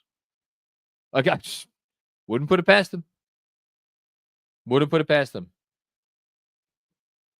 A lot. And look, every NBA playoff series, one of two narratives emerges. So it's never 50-50. Sometimes it's 60-40. Most of the times it's like 70-30, where it's either going to be the overwhelming part of the narrative is, boy, what a wonderful job by this team. Or, boy, what a disaster for this other team. And prepare yourselves. Because, yes, the Pacers are going to get praise. And the Pacers, they're going to get a lot of wonderful, flowery things said about them. What a success story. Small market team. Did it with smart trades. The Halliburton trade, the Siakam trade. Smart draft picks. Smart cap management. great coach and player alignment and all this wonderful stuff. You're going to get all of that. But if the Knicks lose this series, this is going the Eastern Conference Finals. The storyline for the Eastern Conference Finals is going to be about the Knicks and what the Knicks did not do and how the Knicks could not come up big and the reasons why they did not come up big. Thanks, IMAK Legend.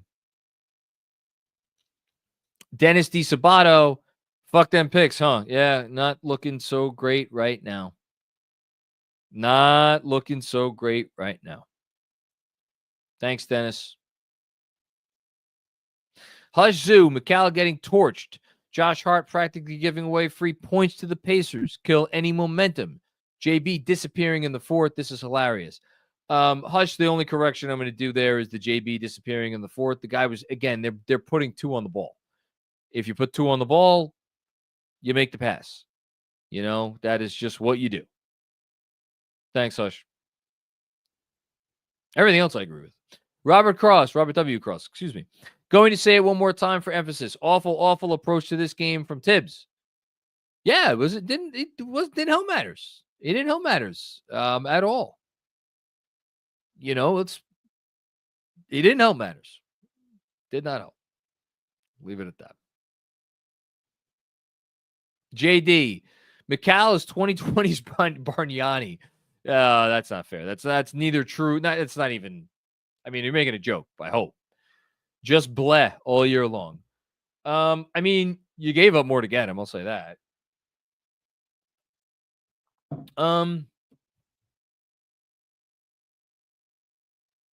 If I had to guess, I mean, look, the two as of right now. And again, everybody wants the coach fired, and that's fine, and he probably will get fired.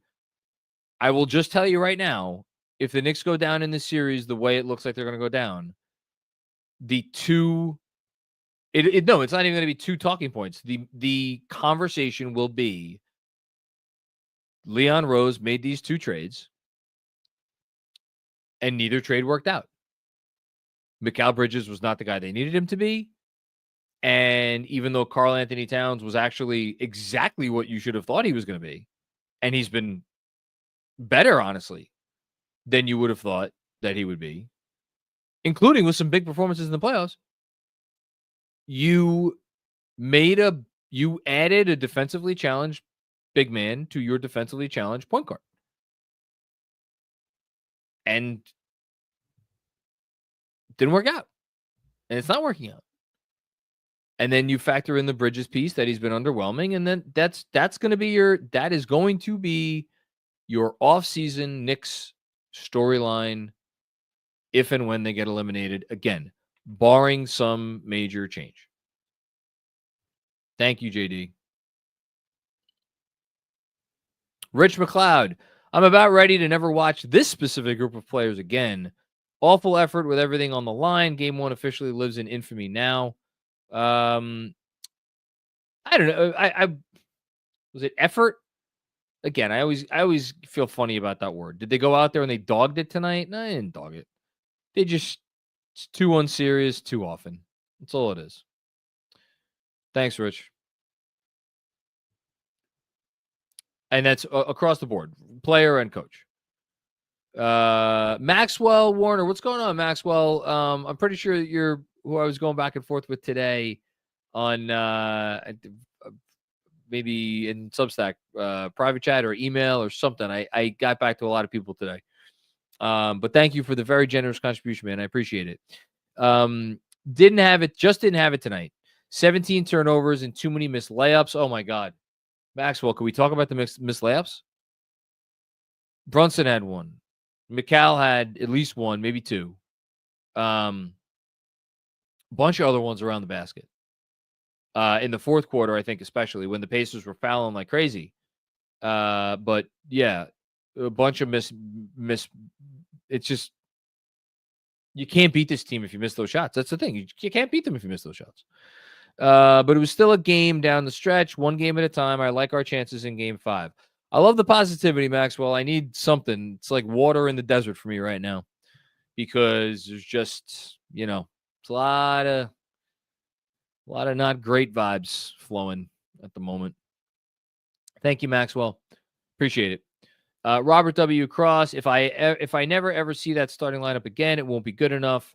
For fuck's sake, not garbage. Look, I mean, I don't want to sit here and tell you, I guarantee you won't see that starting lineup to start next year because I don't know that. My guess is that you will not see that starting lineup to start next season. It's my guess. Thanks, Robert. And that's mostly because I think maybe there might be a player gone. Dan Hidalgo, what's going on, Dan? As much as everyone will lament game one, if the Knicks were the better team, they could have won 4 of 6. Pacers were the mirror that exposed our flaws. Yeah, you don't go down 3-1 by accident. You don't go down 3-1 by accident. And look, they never in a million years should have lost game 1. I get that. Honestly, the Pacers never in a million years should have lost game 3, excuse me. But, here we are. Thanks, Dan. Jason Kirsch with another one. Brunson spent the 4th hiding from Big Brad Neesmith. I got to tell you guys. It's so funny. We're really killing Brunson tonight for that. Look, Brunson's defense was bad tonight. I thought his offensive process at times was maybe, he's a little sloppy with the ball. For the first time in his life, he doesn't take a billion shots in the 4th quarter and you're going to kill him? Come on. They were guarding him with their whole team. Again, I know it's a bad loss, but even I have my limits. Thank you, Jason. Dennis D. Sabato, what's going on, Dennis? This has been the most frustrating run in my 47 years.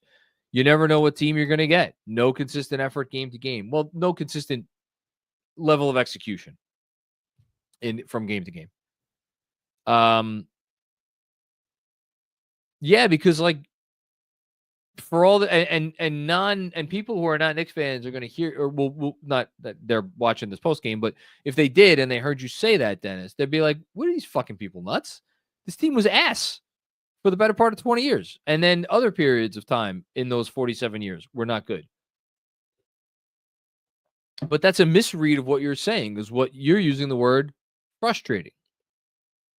Nobody got frustrated by the 2018-19 team, because they stunk. And then whatever frustrations we had with, for instance, the 1920 team, a team that had a little bit more expectations, those frustrations went by the wayside early on because it was very clear early on that they also stunk. You don't get frustrated with a team that stinks. You get frustrated with a team that has capabilities and falls short of those capabilities. And then you really get frustrated with a team that has the capabilities, falls short of maximizing those capabilities, overcomes their own shortcomings enough to keep you invested, and then will kick you in the where at the most inopportune times. So yeah, Dennis, I'm right there with you. Most frustrating team of my lifetime watching the Knicks as well. Crazy to say. It's true. Next up. Ja, so focused. Mikal, 3 straight missed threes, which, again, I don't know. His foot must have been on the line for 2 of them because they said he only missed 1 3 tonight. And an OB3 to end it. Who writes this shit? I think we win this without 5 Josh Hart turnovers. How do we win 3 straight? If you got no Josh Hart turnovers, yeah, maybe you win it because then you get scoring opportunities. And let's say you make 2 or 3 shots out of those and you don't give the Pacers good opportunities going the other way. Well, there's your point difference. Yeah, the OB3 was poetic. How do we win 3 straight? Play up to your capabilities. How about that? Be serious. And that includes the coach. So they could do it. Are they going to do it? I'm not holding my breath. Thanks, Joe. Robert W. Cross with another one. Thank you, Robert. Deuce plays 15 minutes while Hart and Bridges stink up the joint. Get the F out of here. It's not great. It's not great. It's not great. Bridges, 34 minutes, 6 of 15, minus 13. It's not 3 turnovers. Thanks, Robert. Alfie Greco, what's going on, Alfie? These guys play like they don't get along. I mean, I'll get back to that. Cat not featured in the offense at all in the fourth baffles me. I'd cut our losses on McCall in a heartbeat. Okay. It's not so easy cutting your losses on McCall because at this point, your losses are going to probably be substantial. And then you need to get someone to replace what you brought in Mikal Bridges to be for your team. And that's going to be really hard. Not impossible. Not impossible, but hard. Cat not being featured in the offense at all in the fourth. I mean, you know, they scored 30 points in the fourth quarter. I just, to me, the fourth quarter on the offense in the fourth quarter, to me, is not where they lost the game. The possessions where they didn't come up with points, I thought they had good looks. And then these guys play like they don't get along. It's pretty perceptive of you, Alfie. I'll just leave it at that.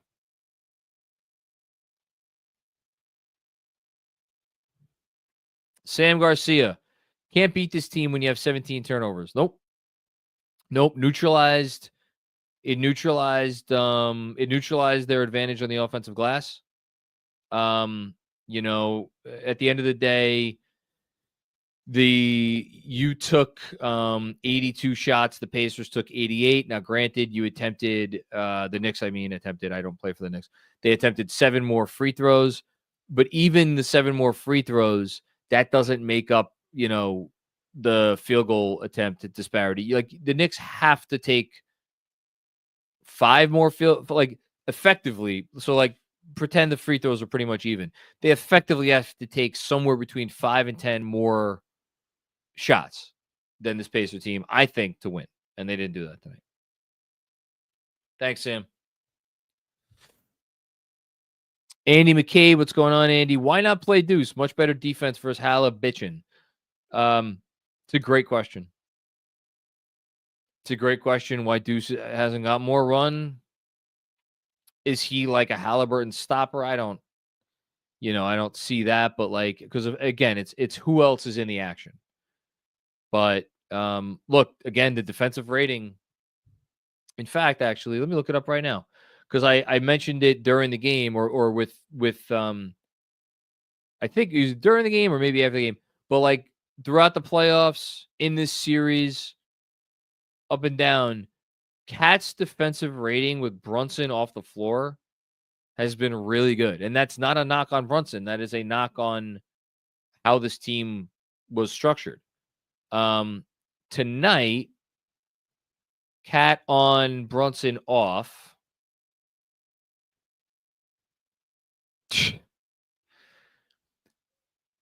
Plus 26.5, 117.4 offensive rating, 90.9 defensive rating in 11 minutes and 12 seconds. It's just not tenable to have them both out there. Now, Brunson on Cat off tonight.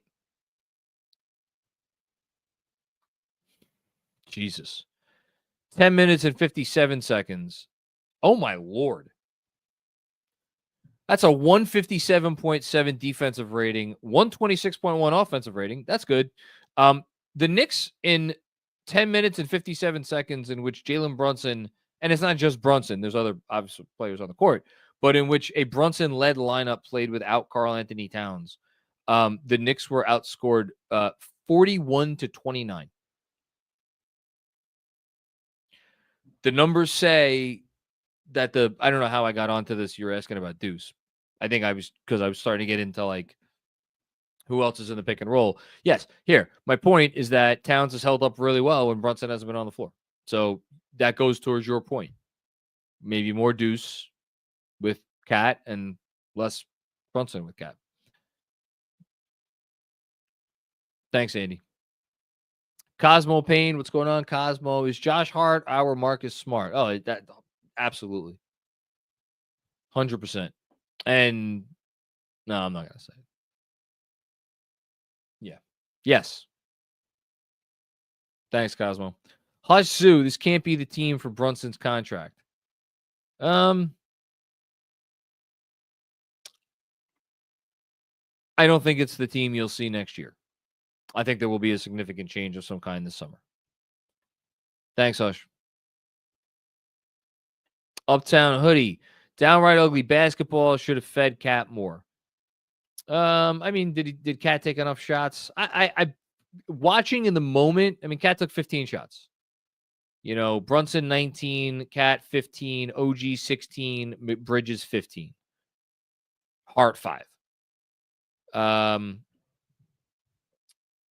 Watching the game, and then the other part of it is Cat went to the line a bunch too. He took 9 free throws, and Anunoby took 9 free throws. Brunson took 12 free throws. Watching in the moment, I'm like, man, they're really need to go to Towns more again, because to me, other than the beginning of the third quarter, the offense wasn't the problem in this game. I mean, there were some other stretches, but I don't know. Again, you scored 30 in the fourth, and you had good looks that you missed on top of those 30 points. So, thanks, Uptown Hoodie. Eric Gentile, what's going on, Eric? That sucks. We can't make shots. Every shot the Pacers put up seems like it's going in. Need to shoot better, execute better, and not turn the ball over. Yes to not turning the ball over. Yes to executing better. As for the shooting, yeah, obviously it'd be better if they shot better. In the game, 51. You know what? Their true shooting percentage in this game. Hold on. I'll get you right now. I actually think their true shooting percentage in this game may have been close to the Pacers. True shooting percentage for the Pacers tonight, 63.7. True shooting percentage for the Knicks tonight, 61.0. So Pacers were better, but not by like some crazy margin. You know? Again, my point is that like your shot making, when you actually got shots, was enough. It was good enough. It was good enough. You can't turn the ball over, and you have to execute better in general on both sides of the floor. Thanks, Eric. Luyen, what's going on, Luyen? Thank you again for the generous contribution. Just incredible stuff from you this whole postseason. Thank you. I remember in the 90s, we always underestimate the Pacers in the playoffs. This is a really good team with a serious chance to win it all. Shame on me for underestimating them again. What a performance by Halliburton tonight. I mean, I don't think I underestimated them. I did pick Knicks in 7. I did it as much with my heart as with my head. I did justify it to myself. Look, it could still happen. I'm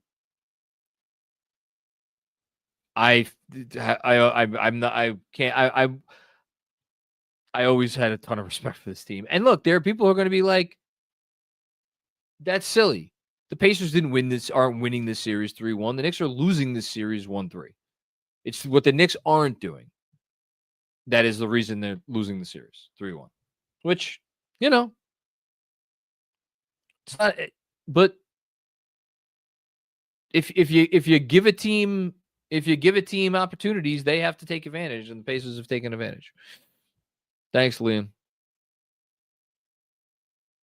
Mr. Fabro, what's going on, Mr. Fabro? Brunson has scored fairly efficiently on decent volume in this series, and yet he's a minus 26 with a net differential of minus 11. His minutes just haven't felt good. I don't know what to do with that. I think what you do with that is you recognize the fact that defensively it has been really, really, really rough sledding. You know, in this series, I mean, for the playoffs, Brunson defensive rating 115.1. Brunson is at net even in the playoffs. which is, and look, Cat's a negative, OG's a bigger negative, McCall's a bigger negative. Josh Hart is a slight positive, slightly higher than Brunson, but not by much. In this series, defensive rating, Jalen Brunson, 129. Bridges, 125.6. Hart, 122.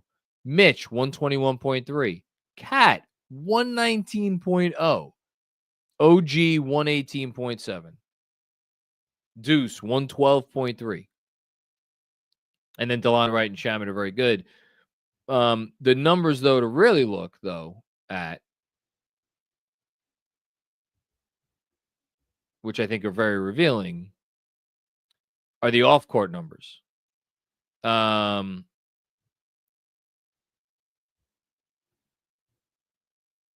Mikal Bridges actually has the lowest off-court defensive rating. They've been exceptional defensively when Mikal Bridges has sat, which I don't know what you want to do with that. They have a 94.2 defensive rating when Mikal Bridges has not been on the floor.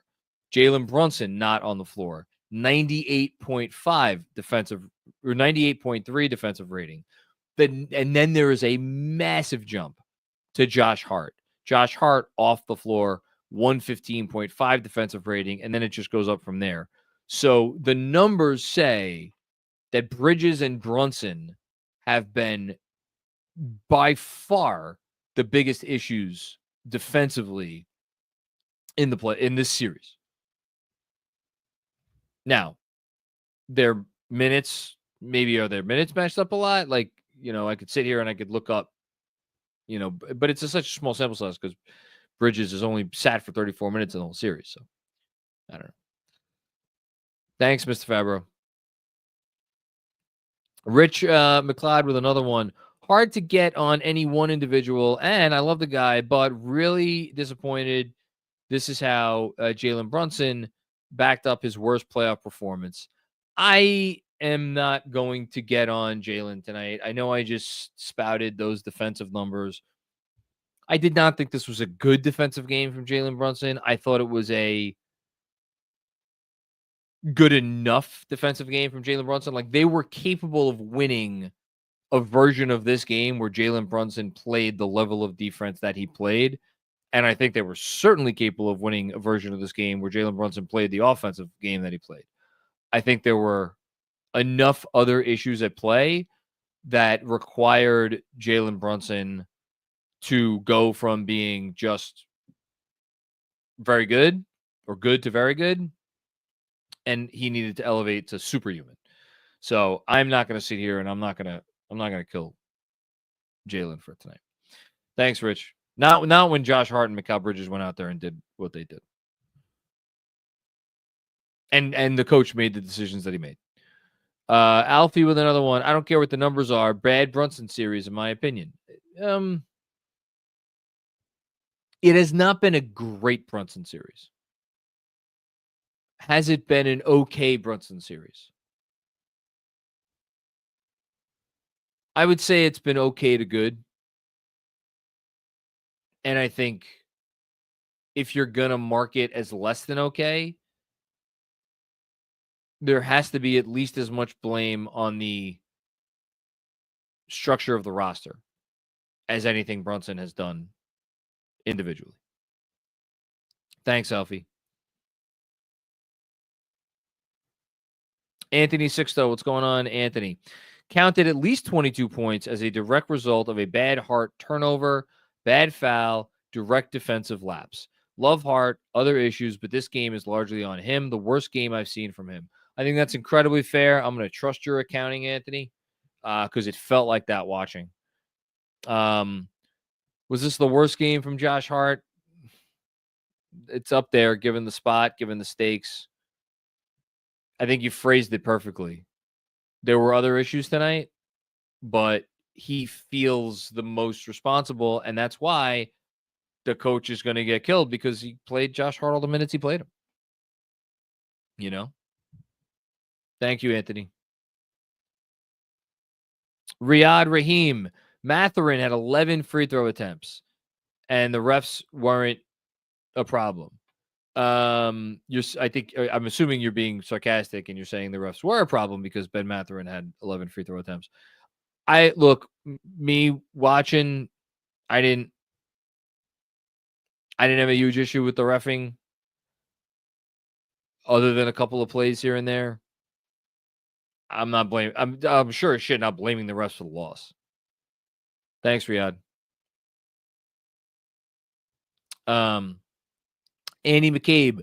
Also, why isn't Ewing on your intro Knicks montage? Oh, because it's a 30-second montage. That's it. Maybe we should start it at 33 seconds. I don't know. That's a GMAC question. Thanks, Andy. Oh, 24 seconds. Sorry. Not even 33. Or not even 30. 24 seconds. Because there's 24 seconds on the shot clock. There you go. John Leary. What was the point of changing the starting lineup if they're just going to run the same one that got cooked all season for a majority of the game? I don't know, man. John, I do have to fact check you here.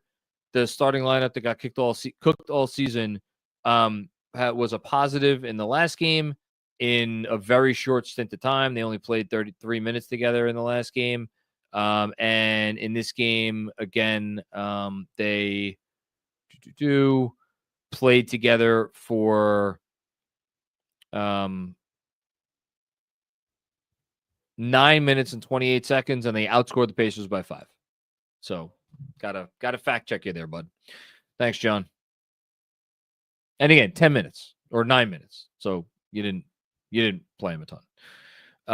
Jordan Miller. Don't understand playing hard 36 minutes after demanding turnovers and poor defense, especially on backdoor cutters.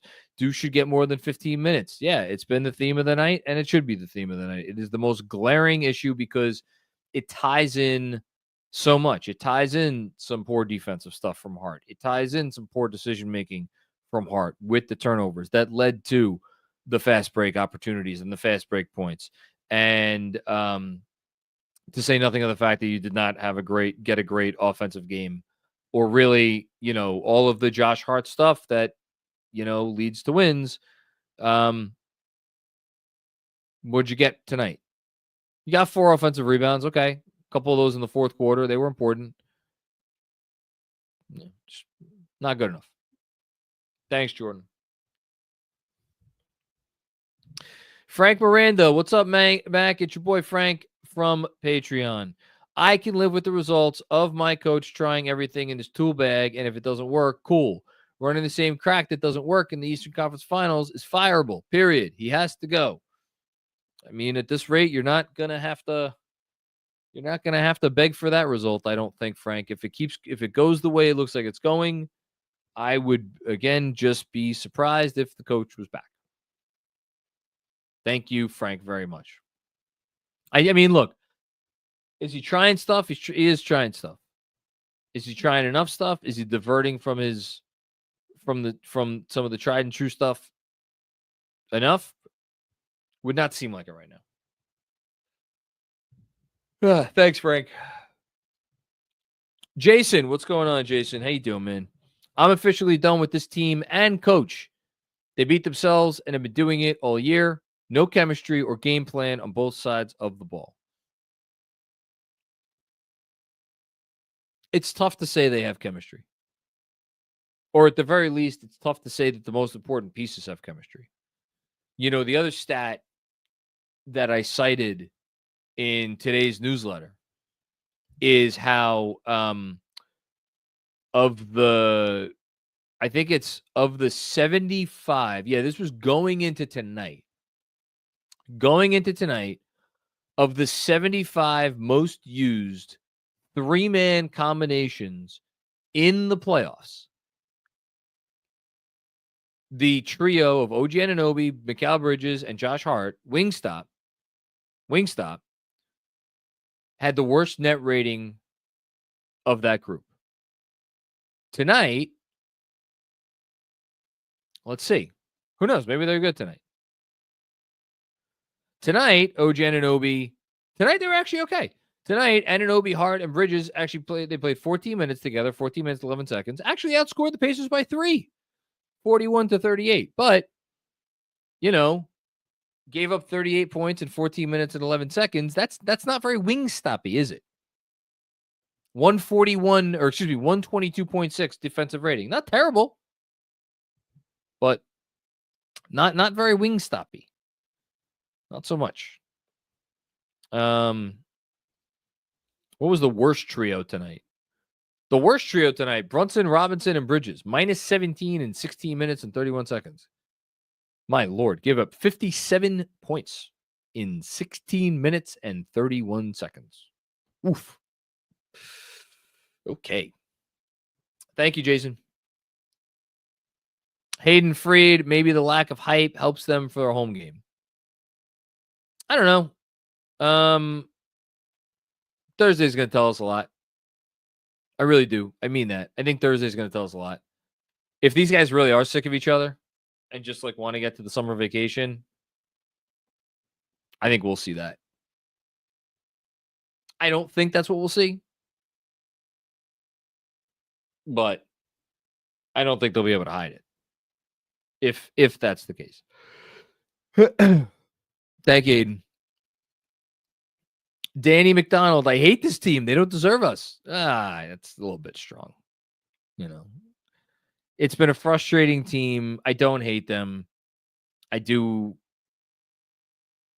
Well, I'm not going to give any eulogies yet. I'll save my eulogies for whenever they get eliminated, which might be after the next game. I can't believe it didn't even occur to me. This might be the second to last post game of the year or of the season. Damn. Okay. Thank you, Danny. Haisu might be JB's worst defensive performance like ever. Trey Young level of bad. No awareness. Just giving up on the switches. Roommates masterclass. Again, Hush, I didn't see that. Not to that level. Again, I just read off all the numbers. The numbers say that Brunson was beyond atrocious defensively in this game. I think they tried to. It wasn't that he was giving up on switches. They were trying to do a hedge and recover, and it wasn't working. You know, it wasn't working. They weren't switching. If they were switching liberally, it might have gone better. They were not switching liberally. That was part of the problem. That was part of the problem. Thanks, Hush.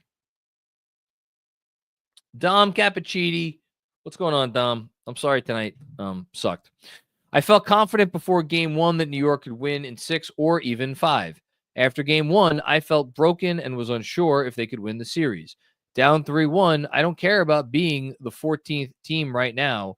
I just don't want Indiana to clinch in game 5. I'm not thinking about being the 14th team to come back from 3-1. What I'm thinking about is how much I care about them winning game 5.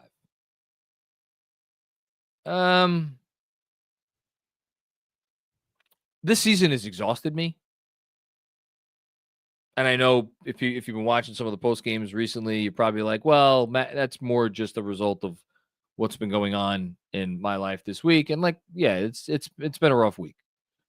That's not what this is. That's not where this is coming from. This team has emotionally, mentally, and just because of how my life is, physically just completely drained me. And now that they are at this point, like, what's more painful? Them losing in game 5 or them winning game 5, winning game 6, and then losing in some kind of heartbreaking fashion in game 7? You know? I guess the real question for me comes down to how much do I want there to be off-season changes? Because if they lose in game 5, then I'm definitely getting some changes. Now, I don't know that I really want James Dolan getting involved. And I would wager money that he will require there to be some level of changes. Now, maybe that's just the coach. I don't know. I don't know. No, I don't want them to lose game 5. Don't lose at home. Win game 5. See what you could do in game 6. I don't think the series is over. I that's insane of me to say. I don't think the series is over. But yeah, I don't know. This team has just completely annihilated me. Completely annihilated me. Thanks, Tom. Oscar Long, what's going on, Oscar? John, who's your favorite character on Thunderbolts? Ooh, I love it. A non-Knicks question. Yelena. My girl, Miss Flo, is undefeated. I will see anything Florence Pugh is in. I have seen much of what she is in. She is probably my favorite working actress right now. So I will go with her. Although I did very much enjoy the whatever the hell Pullman's kid is named. The Bob character. I enjoyed him. And I thought Bucky was delightful. I thought Bucky was really delightful. He really does, when Sebastian Stan comes on the screen, he does definitely light it up. And it had he was the center of my favorite scene in the movie, so that was cool too. But no, it's Florence Pugh. Thanks, Oscar. That was delightful. Can we get some more movie questions? Omni Trash Memes. What's going on, man? Thanks for the contribution. Bridges gets all the shots down the stretch. Brunson turns sideways and swipes at nothing on screens, leaving someone open time and time again. McBride loses minutes to Shamet. Tibbs. Lots of stuff to complain about.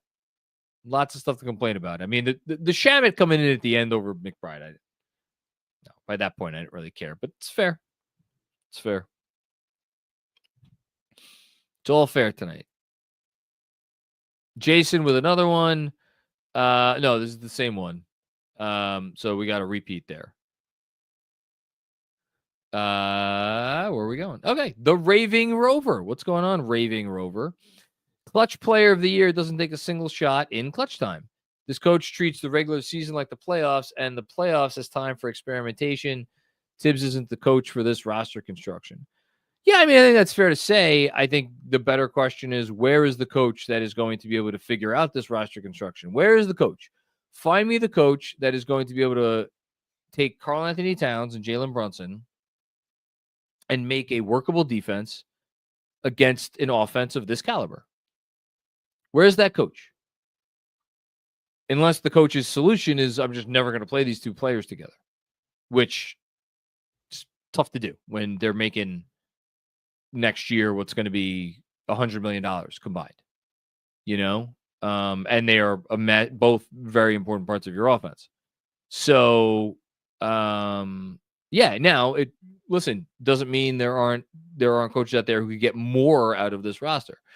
As far as, again, the clutch player of the year not taking a single shot in clutch time, again, I want to go back and rewatch it. So like DJ said, I reserve my right to change my opinion. But as of right now, it seemed like they were just paying an inordinate amount of attention to Brunson. Many questions we could ask or misgivings we could have. Jalen Brunson shying away from a big moment is not something that's not a concern that I have, and I don't think that happened tonight. Thanks, Raving Rover. Robert Cross with another one. Tibbs sticks with the starter's heart in the second half on a night when Deuce plays 15 minutes. Wright and Shamet are a plus 17 combined. Learned nothing from game 3. Robert clearly still very upset about the minutes for Deuce. I think you may be a little bit too focused on some of the wrong things. Again,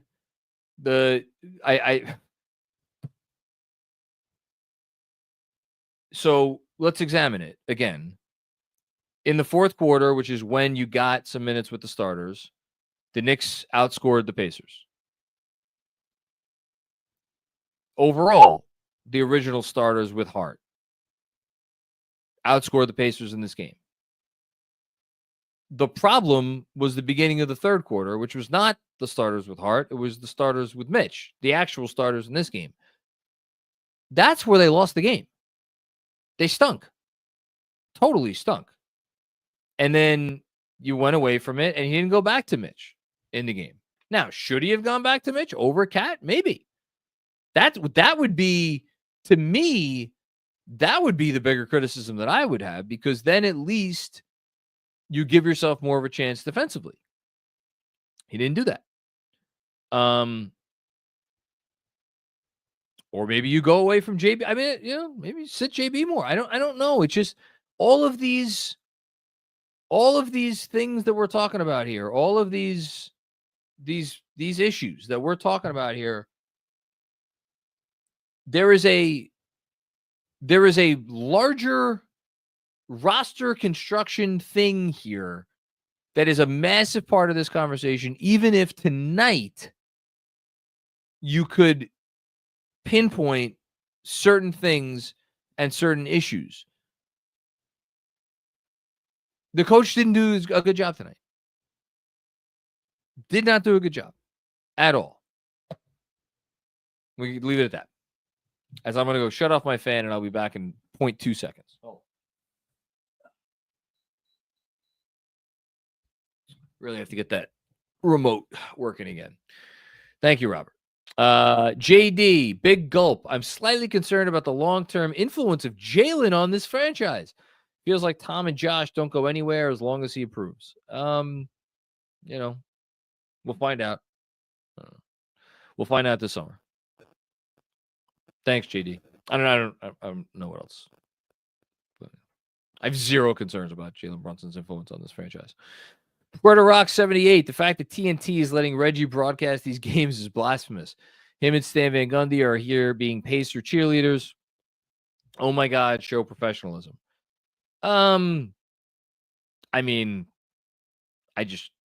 are like 4 people in the broadcasting profession that I have genuine respect for the work that they do.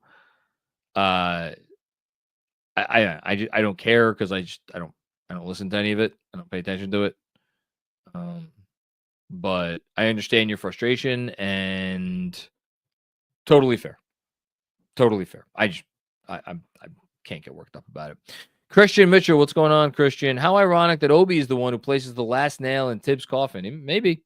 I say fitting into an old school coach that died on his hill. Thanks, coach. Time to move on to a modern coach. Well, we'll see if that modern coach could figure out how to get around what seems to me to be some pretty systemic issues with this roster. I hope they find that person. I hope that person's out there and that they find them. That's all. Thanks, Christian. Deadwards with another one. For all the good they've done, I will lose a ton of faith in this front office if they run it back next year. Both the coach and the starting lineup need a good hard look this offseason. Yeah, that's very fair. The one thing, and I do think there needs to be, well, whether me or you think there should or need to be changes, if they lose game 5, there's going to be changes. So, the thing that and I think there are the issues on this team with these starters in particular, and the fit, just like something's off. It's off. It'll come out. I don't know who's going to write the story. We're going to learn when this team gets eliminated how there were issues in this locker room. We're going to learn. It's going to come out. And I'm not saying it like that always sounds probably worse than it is, but like we're going to learn about it one way or another. We're going to learn about it. So that's why, for as much as I want to be like, well, this was year one together, year one is always going to be rough. I don't think that they could run this back in good conscience. I really don't. I don't think they can. And I don't think they will. Thanks, Edwards. Asha Henman, what's going on, Asha? The pangs of game one will never end. Let's go, Knicks. Yeah, well, yeah. Who knows? Who knows where we'd be right now? Maybe we'd be 2-2. Maybe we'd be 2-2. On paper, it seems like we'd be 2-2. Thanks, Asha. Oscar with another one. Our best combo with Wright, Deuce with 14 minutes is absurd. Yeah, no, just the minutes tonight didn't make any sense.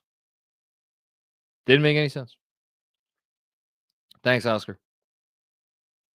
OG, go get your redemption, iHeart. Yeah, I'll be rooting. I think we'll all be rooting for Oklahoma City in the finals if it's going the way that it looks like it's going to be going. Thanks, OG team. Kevin O. Peterson. Tibbs found a way to kill all the goodwill he earned from the Boston series. We play offense like a rec ball league team. There's no structure.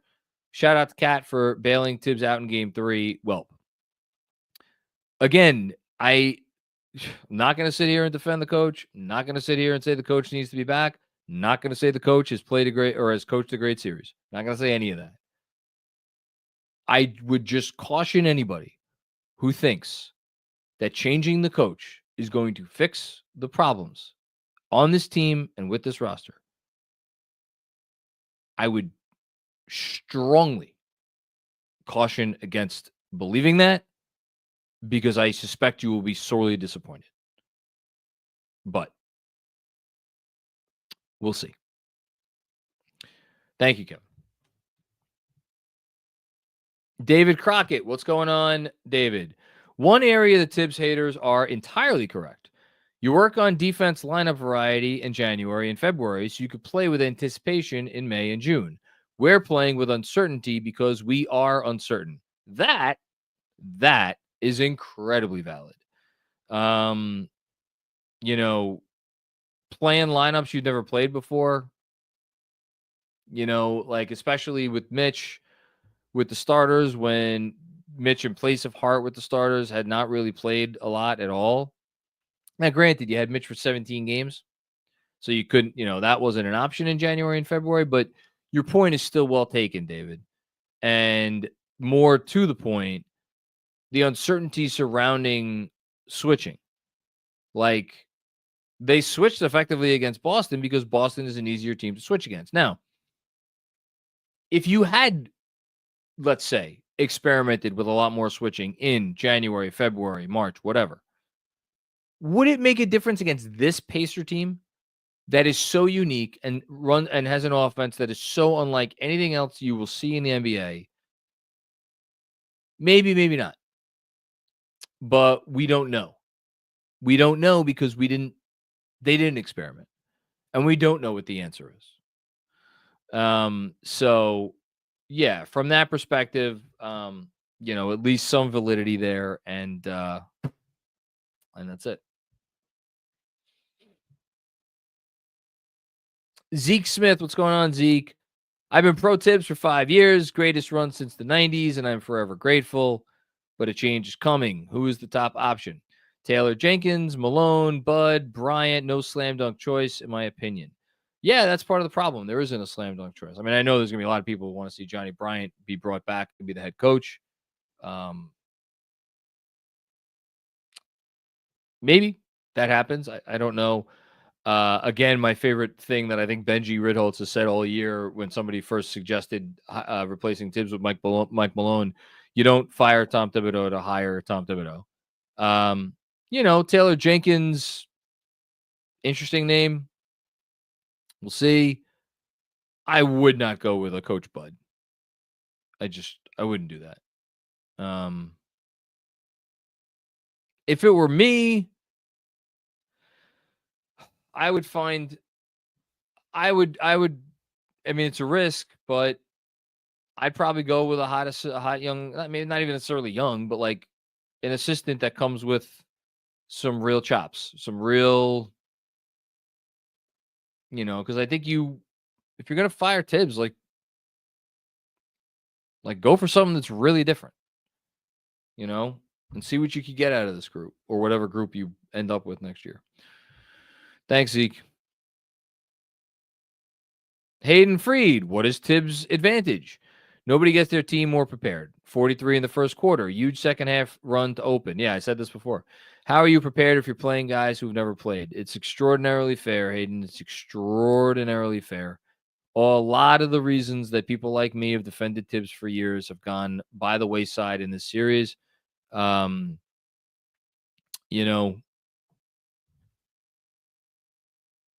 not good enough. Just not good enough. Thanks, Hayden. Angel Mercedes. Hart can make all the mistakes in the world, but God forbid anybody else does. Shaman over Deuce Mitch is insane in any context, given he hasn't played nearly all playoffs. The game is flying past Tibbs. Maybe it is. Maybe it is. Not a young man anymore. Maybe the time has come. I don't know. Thanks, Angel. Paul Burgess, thanks for the contribution, Paul. Appreciate that, man.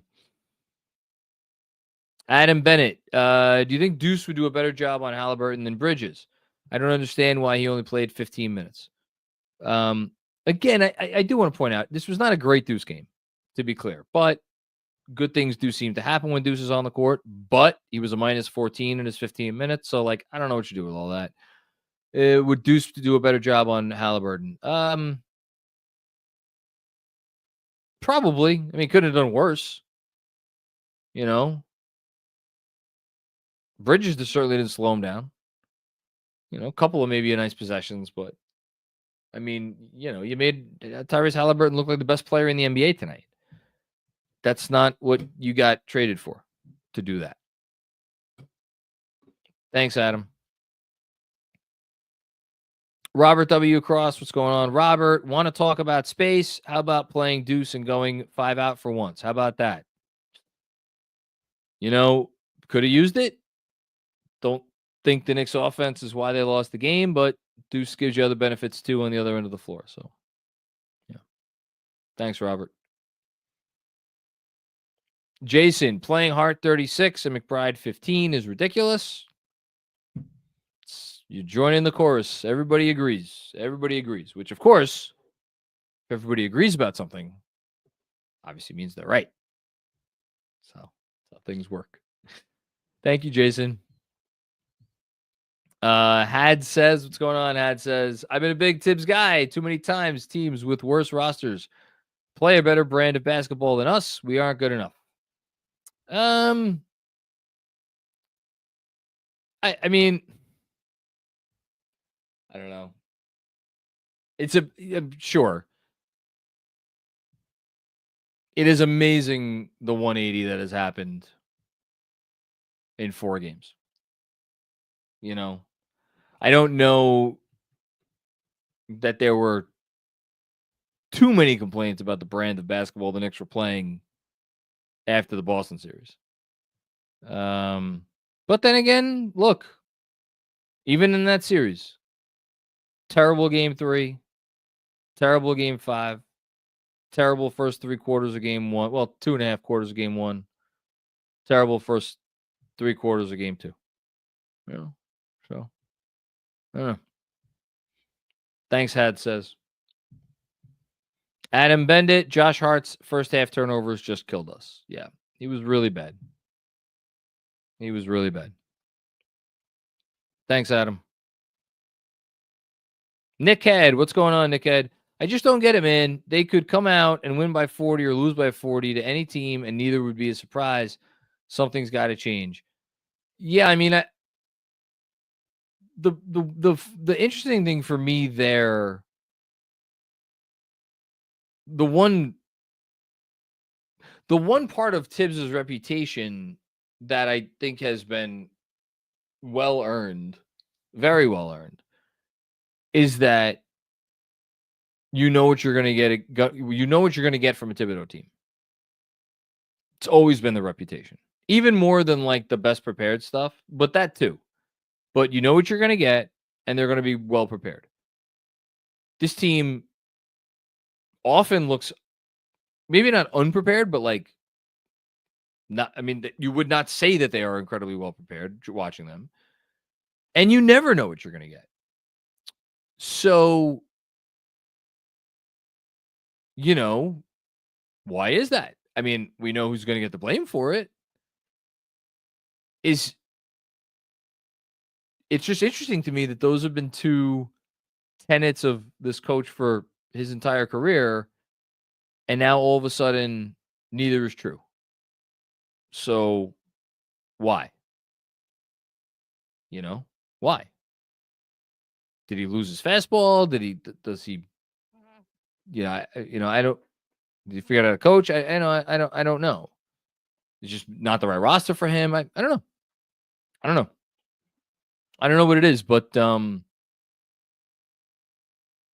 just strikes me as interesting at the very least. Thank you, Nickhead. Jason, what's going on, Jason? How you doing, man? Hope things are well out on the better coast. Thanks for everything everyone does at KFS. That said, Malone is too similar to Tibbs. It'd be like hiring the same guy. New York needs a young dork. I'm with you. I would hire a young dork. I don't know what young dork. Obviously, it has to be a young dork that has the respect of the locker room. Has to be someone in particular Jalen Brunson can get behind. But yeah, that's the way I'd go. Thanks, Jason. Tingus Pingus. What's going on, Tingus? OG, 42 million. Fournier, 72 million. Obi over Hallie. Traded down from J-Dub. McCall, 5 first-round pick. Heart sucks. Cat, Cam Reddish trade. 0 rotational rookies. 2 viable bench players. Other than JB signing, Leon has been bad. Tingus, I appreciate the contribution. I am not going to even humor this. You win some and you lose some when you're a front office. You make some good moves, you make some bad moves. On the whole, this front office has done a nice job. They may come to be defined by the swings that they took this summer. We'll see. We'll see. Eric Gentile with another one. On the Roommate Show, they said they're not scared to fail in the Boston series. They sure looked like they needed to be more scared during this series. No urgency. Yeah, I don't know if that's what it was. I don't know. I thought they came out in game one.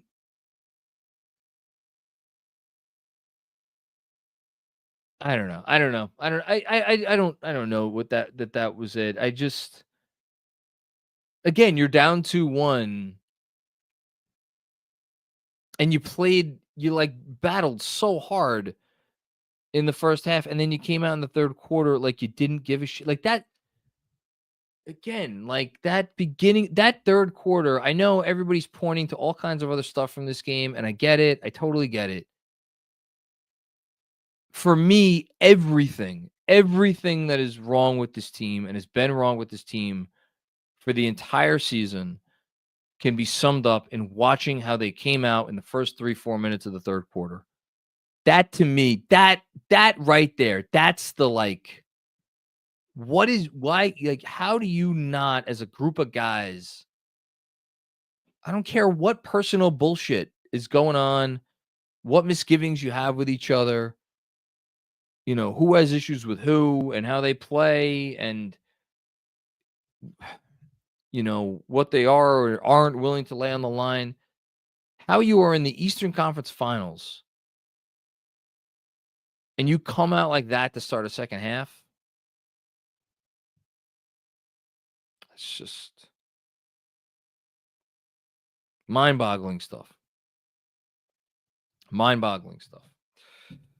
Thanks, Eric. Jordan Miller, what's going on, Jordan? Completely agree with DJ.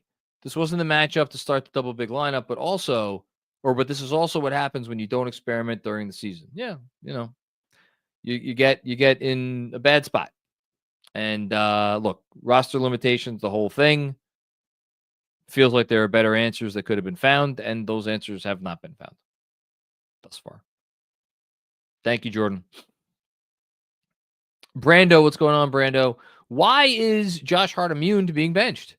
Cat and JB both have been sat this series. As a coach, that preaches that the game tells him what to do. I don't get it. Yeah, I'm not going to say it was inexplicable because you're always counting on Josh Hart flipping the switch. Tonight, he kind of did in the fourth quarter, and he was helpful in the fourth quarter.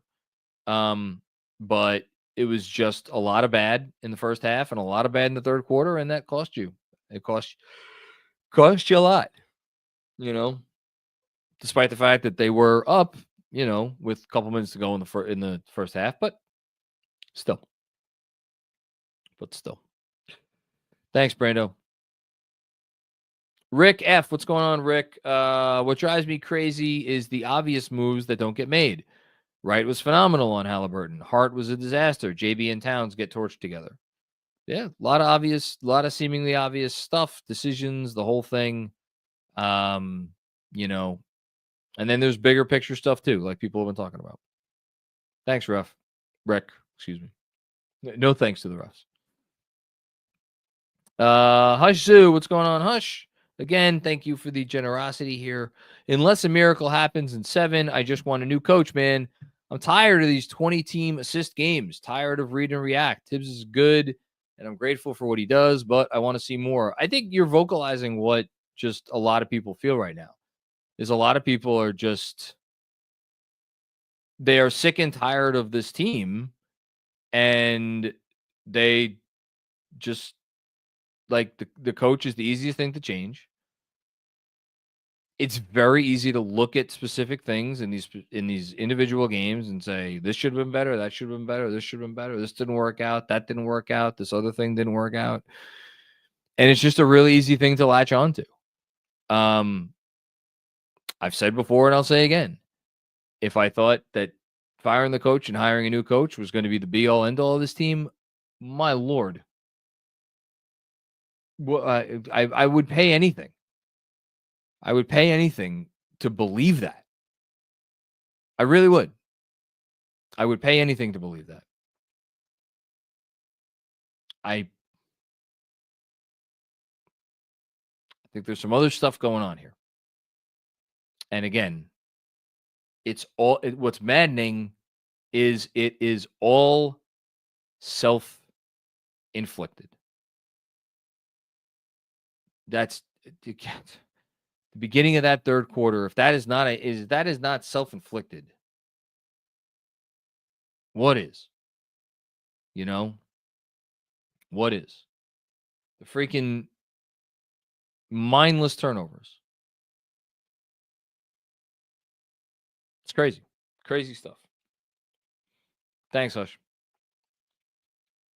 Kevin with another one. Whatever you think of Tibbs, this isn't the collection of players for him. So, Leon, it's now your turn. Either change the players or the coaches or both. My guess is it's going to be both. That's my guess. Thanks, Kev. Kara Goldenberg. What's going on, Kara? How you doing? We bring Hart off the bench to play him even more freaking minutes. Oh, my God. I need a psychiatric intervention. Yeah, it's certainly hasn't changed the minutes, and they would have played him even more if he didn't foul out. So, yeah. Thanks, Kara. Hush Zoo, last one. Justice for Delon. He deserved 15 to 20 minutes. You never know. Maybe it would have won them the game. Who knows? Thanks, Hush. Zeke Smith. I think Giannis is going to love the Greek food in Astoria and Nigerian food uptown. I'd love to come back from 3-1 and not think of fake trades. Yeah, we'll do fake trades when the time comes. Not time for that yet. But team's still alive. Let's see what they bring us on Thursday night. Thanks, Zeke. Will Oliver to start the fourth the way they did is shameful. To start the fourth the way they did. I don't know.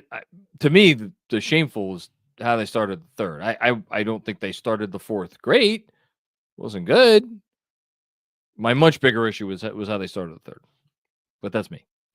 Thanks, Will. Kevin with another one here. Thank you again, Kevin. Always thankful for what Tibbs has done here, and none of the playoffs deficiencies take away from that. High floor, great regular season coach, but we see a clear ceiling, just like 2020's Mike Tomlin a bit. I'm a big Mike Tomlin fan, and I love Mike Tomlin, as will surprise nobody. Super Bowl champion Mike Tomlin, I should say. Yeah, I don't know. Again, it was a series ago that we were praising Tibbs up and down for his adjustments and pushing the right buttons and all those sorts of things. I don't think anybody after the Boston series was accusing him of being a great regular season coach and nothing more. But you go down one in a series where you're favored, and a lot of this stuff is going to come up. And it's fair game. It's absolutely fair game. Thanks, Kev. Daniel Infante. Do you think having OG guard Halliburton can make a difference, or is Hallie just too quick for OG? McCall has been consistently getting beat. I would try, like a lot of people have been saying, Deuce needs to play more than 15 minutes. To me, if you're going to have Deuce out there, I would give Deuce a shot when he's out there. I do think Halliburton's a little bit quick for OG, but at this point, fucking try it.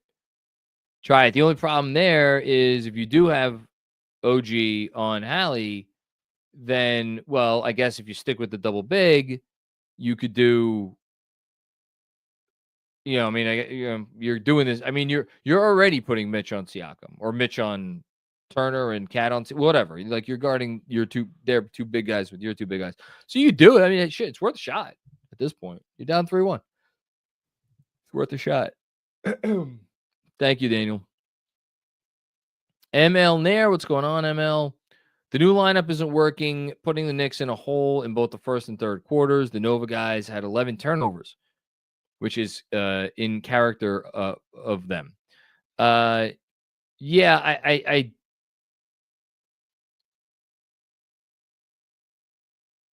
don't know. I'm not surprised the new starting lineup has struggled. I'll just say that. Thanks, ML. Kara Goldenberg with another one. Thank you for the generosity, Kara. No championship team plays point guard hero ball. We pick at the edges, but the construct is wrong. Fuck the politics. The Nova Knicks player time based on assets, payroll, nepotism. Chris Paul on a minimum, and see what this team can do.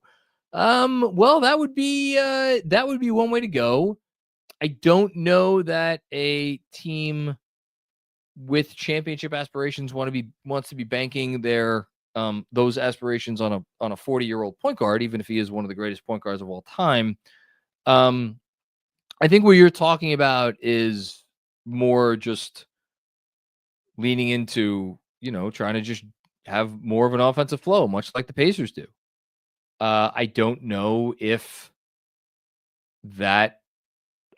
this team has that personnel. I think Jalen Brunson is always going to try to be the most unselfish player he could play, but ultimately Jalen Brunson is Jalen Brunson. He's not Tyrese Halliburton. Does that mean that, a team with Brunson as a starting point guard is never going to be able to win a title?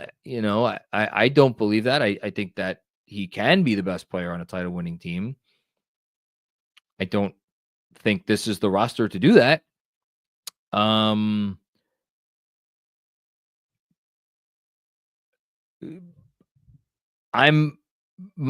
own personal 2 cents. There are times when Brunson leans into too much of what you're talking about. It has happened multiple times in this playoffs. I think overall, it's something that he works on and he will get better at, and I trust him to continue to improve. Thank you, Kara. Rick F with another one. Thank you for the generosity, Rick. Appreciate that. There's clearly a world where Tibbs and the core are bailed out in the offseason by there wasn't enough depth excuses. Well, leaks because the front office doesn't speak publicly. How concerned should we be? I mean, look, whatever they do, if they run it back, I'm not going to be like despondent. I'm going to be like, all right, let's see how they do in year 2. That's the difference between me and everybody else. There are going to be people, if they ever ran this thing back, would look at it like it's the worst thing in the world. I, again, personally will not do that. It might be a terrible decision. It depends. What trades are out there?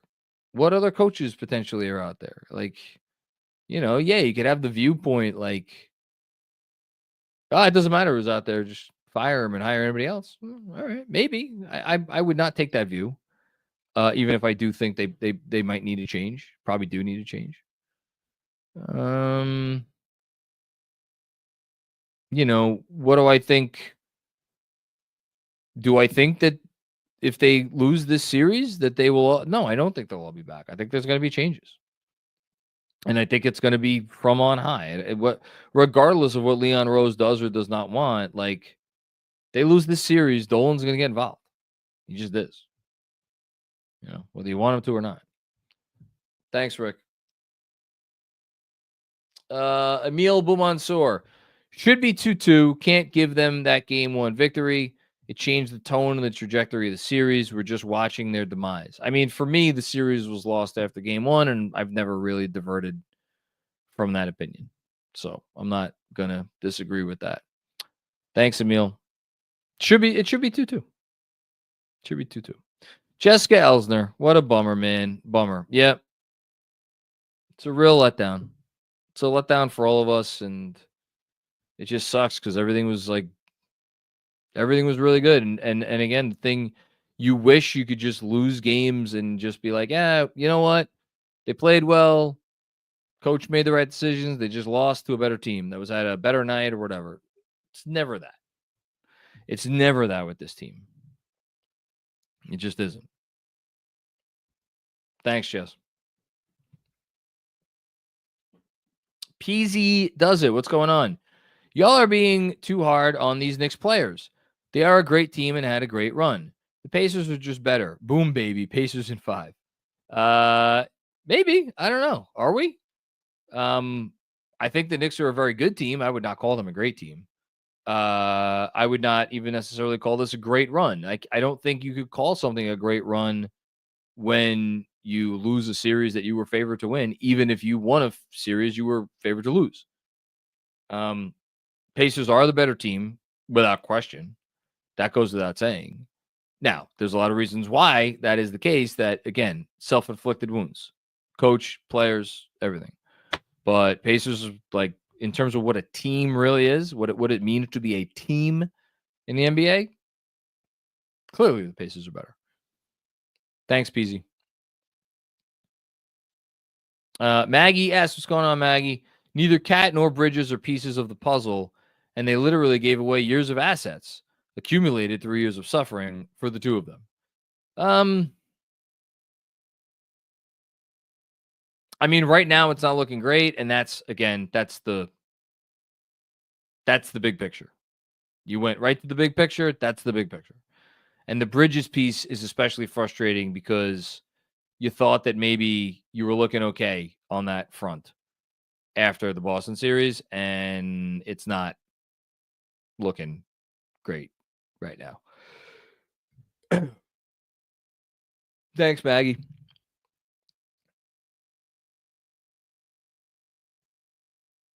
Haitian Ferg. What's going on, Haitian? How you doing, man? Wouldn't major roster changes being needed to keep Tibbs also a reason to look at everything? What coach in the league will overcome unseriousness? I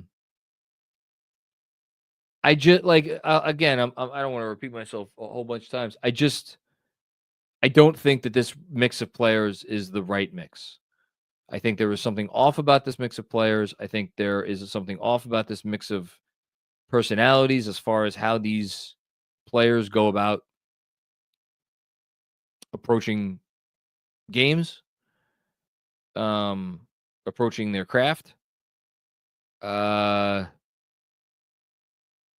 I think there's going to be changes. They had Last season, everybody was on the same page in terms of how seriously they took this shit.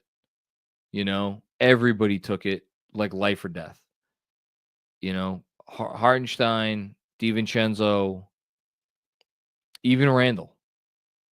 You know, even though it maybe didn't look like that sometimes. Everybody just cared only about the right things. And then if you get players on a roster that maybe don't only care about the right things and you blend them with holdovers that do only care about the right things, you know, and then you have guys that are like kind of in between, it's just, you know, it's not a winning mix. Thanks, Asian. Ignacio Lobregat, what's going on, Ignacio? Just wanted to say thank you for the therapy sessions from this side of the world.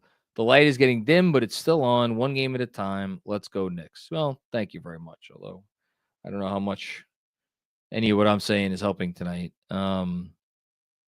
Just trying to do my best. That's all. Thank you, Ignacio. Freeway Hustler 21.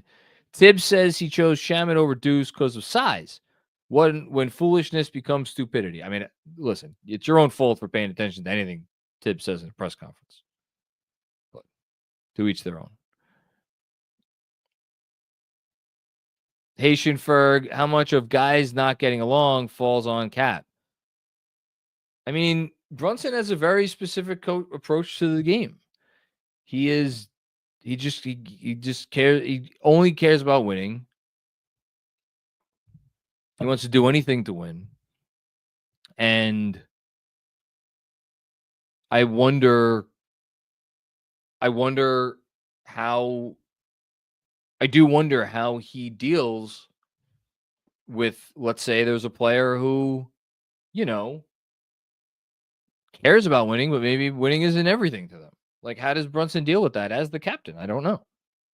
I don't know the answer to that question. But it would seem to me that the easiest solution is to make sure that everybody is on the same page. Or, you know, maybe this is all the coach's fault.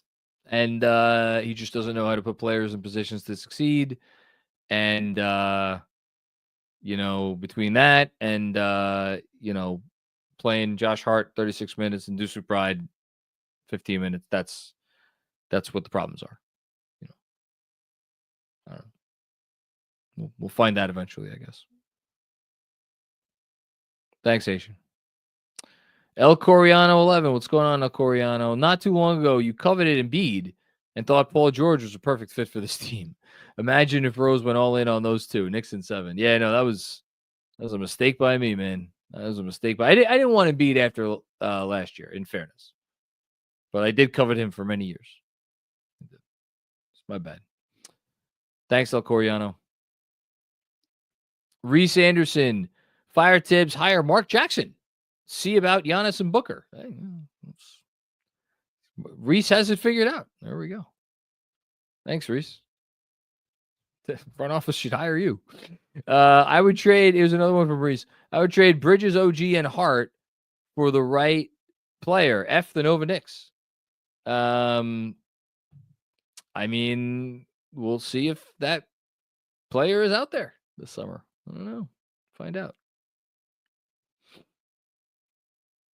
Red Sarachek. What's going on, Red? In theory, would zone help the defense? Hurt it or neither? Benji's been calling for zone all year, you know, as just like a way to like throw a different look at a team that's hot offensively, just to switch things up. They don't have that in their bag. That, again, another indictment on the coach. Another indictment on the coach. The fact that they don't have that pivot to go to. There's a ton of indictments on the coach. You know, I just there's a lot of stuff going on here. That's all. That's all I'll say. Thanks, Red. Jonah Kaufman, what's going on, Jonah? My apartment was hit by a tornado the night we beat Boston. We're okay. I'm glad to hear that. I'm sorry that's awful. Truly. I don't even know what I would do if my apartment was hit by a tornado. I went to the game tonight hoping for a pick-me-up. Didn't quite work. Huge thank you to KFS for keeping me sane through a tough stretch. Man, I'm really sorry about that. Where, my building in Brooklyn here has experienced some, let's just say, some issues over the last couple months. Has not affected our apartment directly, but like the fear that went into my soul when something was going on in my building, and I was like, oh my God, if this impacts our apartment, like I don't know what I would do. I can't even imagine that situation. So I'm so sorry to hear that. But you're very welcome, and hope I'm doing an okay job keeping you sane. Thank you, Jonah. Sam Garcia's dad. What's up, Ray? Thank you for the very generous contribution. I appreciate it. Leon got all the flowers, which he deserved, but these losses are on the front office. You can't win with Cat and JB. Sorry. And anyone who thinks the answer was more Shamet and Wright is as unserious as the Knicks defense in this series. You said a mouthful there, Ray. For a team that's in the Eastern Conference Finals, there's just a lot of issues. There's the Brunson Cat primary issue. There's the fact that you have these three wings that don't seem like they either want to play together or are capable of playing with each other and be effective. You have the depth issue. There's just a lot of stuff. So I hope the front office has a plan on where to go from here that doesn't involve, again, you want to hire a new coach, hire a new coach. I just don't think that's enough. I think there's got to be something else to it. Thanks. Ray has another one here. Hey, John, if I told you before the season the Knicks would beat Boston in the second round of the playoffs, would you have predicted Tibbs deserved to be fired? No, of course not. I would have bet anything that he'd be back. But again, if you're a head coach of an NBA team, there is no, it's not like it's not like the performance evaluation ever stops. There is always a performance evaluation. You are always being evaluated by what you do and the decisions you make. Now, if you have a poor performance in a series as a coach, does it mean you should be fired? Well, that depends on what are the performance issues? What are the problems? And tonight, as best as I could tell, the issues have mostly to do with playing Josh Hart a ton of minutes and not playing some more end-of-bench guys more minutes. That by itself is not going to get a coach fired. And there's not a front office in the league that is going to be like, what? He played Josh Hart 36 minutes? Get him out of here. That's a fan thing. Leon Rose doesn't care about that. I mean, not that he doesn't care about it. He wanted to win the game. It's annoying to him, I'm sure. But Leon Rose is not going to base any decision based on that, on Tibbs trusting Josh Hart to be better than he was tonight. The other stuff that people have brought up, including the general larger inflexibility to use different lineups, use more spacing, give Deuce McBride more minutes, like all that stuff. And all the other stuff that we've talked about tonight and people have brought up not only tonight, but, all year long. That's the stuff that you have to evaluate and look at and say, all right, whatever pluses we're getting from this coach, what about all this other stuff? Can we win a title with this other stuff going on? Are the strengths enough to outweigh what seem to be some pretty clear minuses? I can't answer that question, but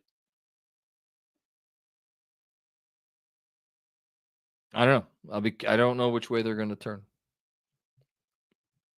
Thanks, Ray. Appreciate you. John Leary with another one. Via hot hand theory. Oh, good. New York Knicks lineup best suited to defend Halliburton and the Pacers' ball movement while reaching their peak offense, possibly their best overall lineup, played 20 seconds in this series. I don't know what lineup that is, so I don't know what to say. If you want to give me the lineup, I'll comment on it. Thank you, John. Zach, what's going on? Felt crazy thinking this was the worst ref series in history. Then got calls and texts from non-fans and casual NBA fans wondering what the fuck this game was. Yeah, the refs haven't been great. Tonight, I don't blame the refs. I can't blame the refs tonight. The Knicks did themselves in tonight. Joseph J. Pacers postgame had overarching theme. The belief in Rick and belief to play within their system. Their identity, start of the third, shows New York doesn't believe in Tom. Did the Knicks come out and play in the third quarter because they don't believe in Tom Thibodeau? That's why they played like that? Really? Maybe. I don't know. Maybe. I have no idea. I can't sit here and say that they don't. Who knows? Thanks, Joseph. Issa Ortiz, Cat was gassed. He failed to run when Hart passed. Yeah, I don't know which play. If you're talking about a play in particular or not, Cat play. How many minutes Cat play? 37 minutes. It's a lot. A lot is being asked of him, which is another thing with the double big lineup is if you play them both together, then it limits. It makes it a little bit tougher to keep those guys both fresh. Thanks, Issa. Issa with another one. When you say that the team, this is the last one. Okay. When you say that the team doesn't click, do you think they might not get along? What kind of off chemistry issues do you think we have? I don't know. It's not a tight-knit locker room. I'm pretty sure that's been reported. I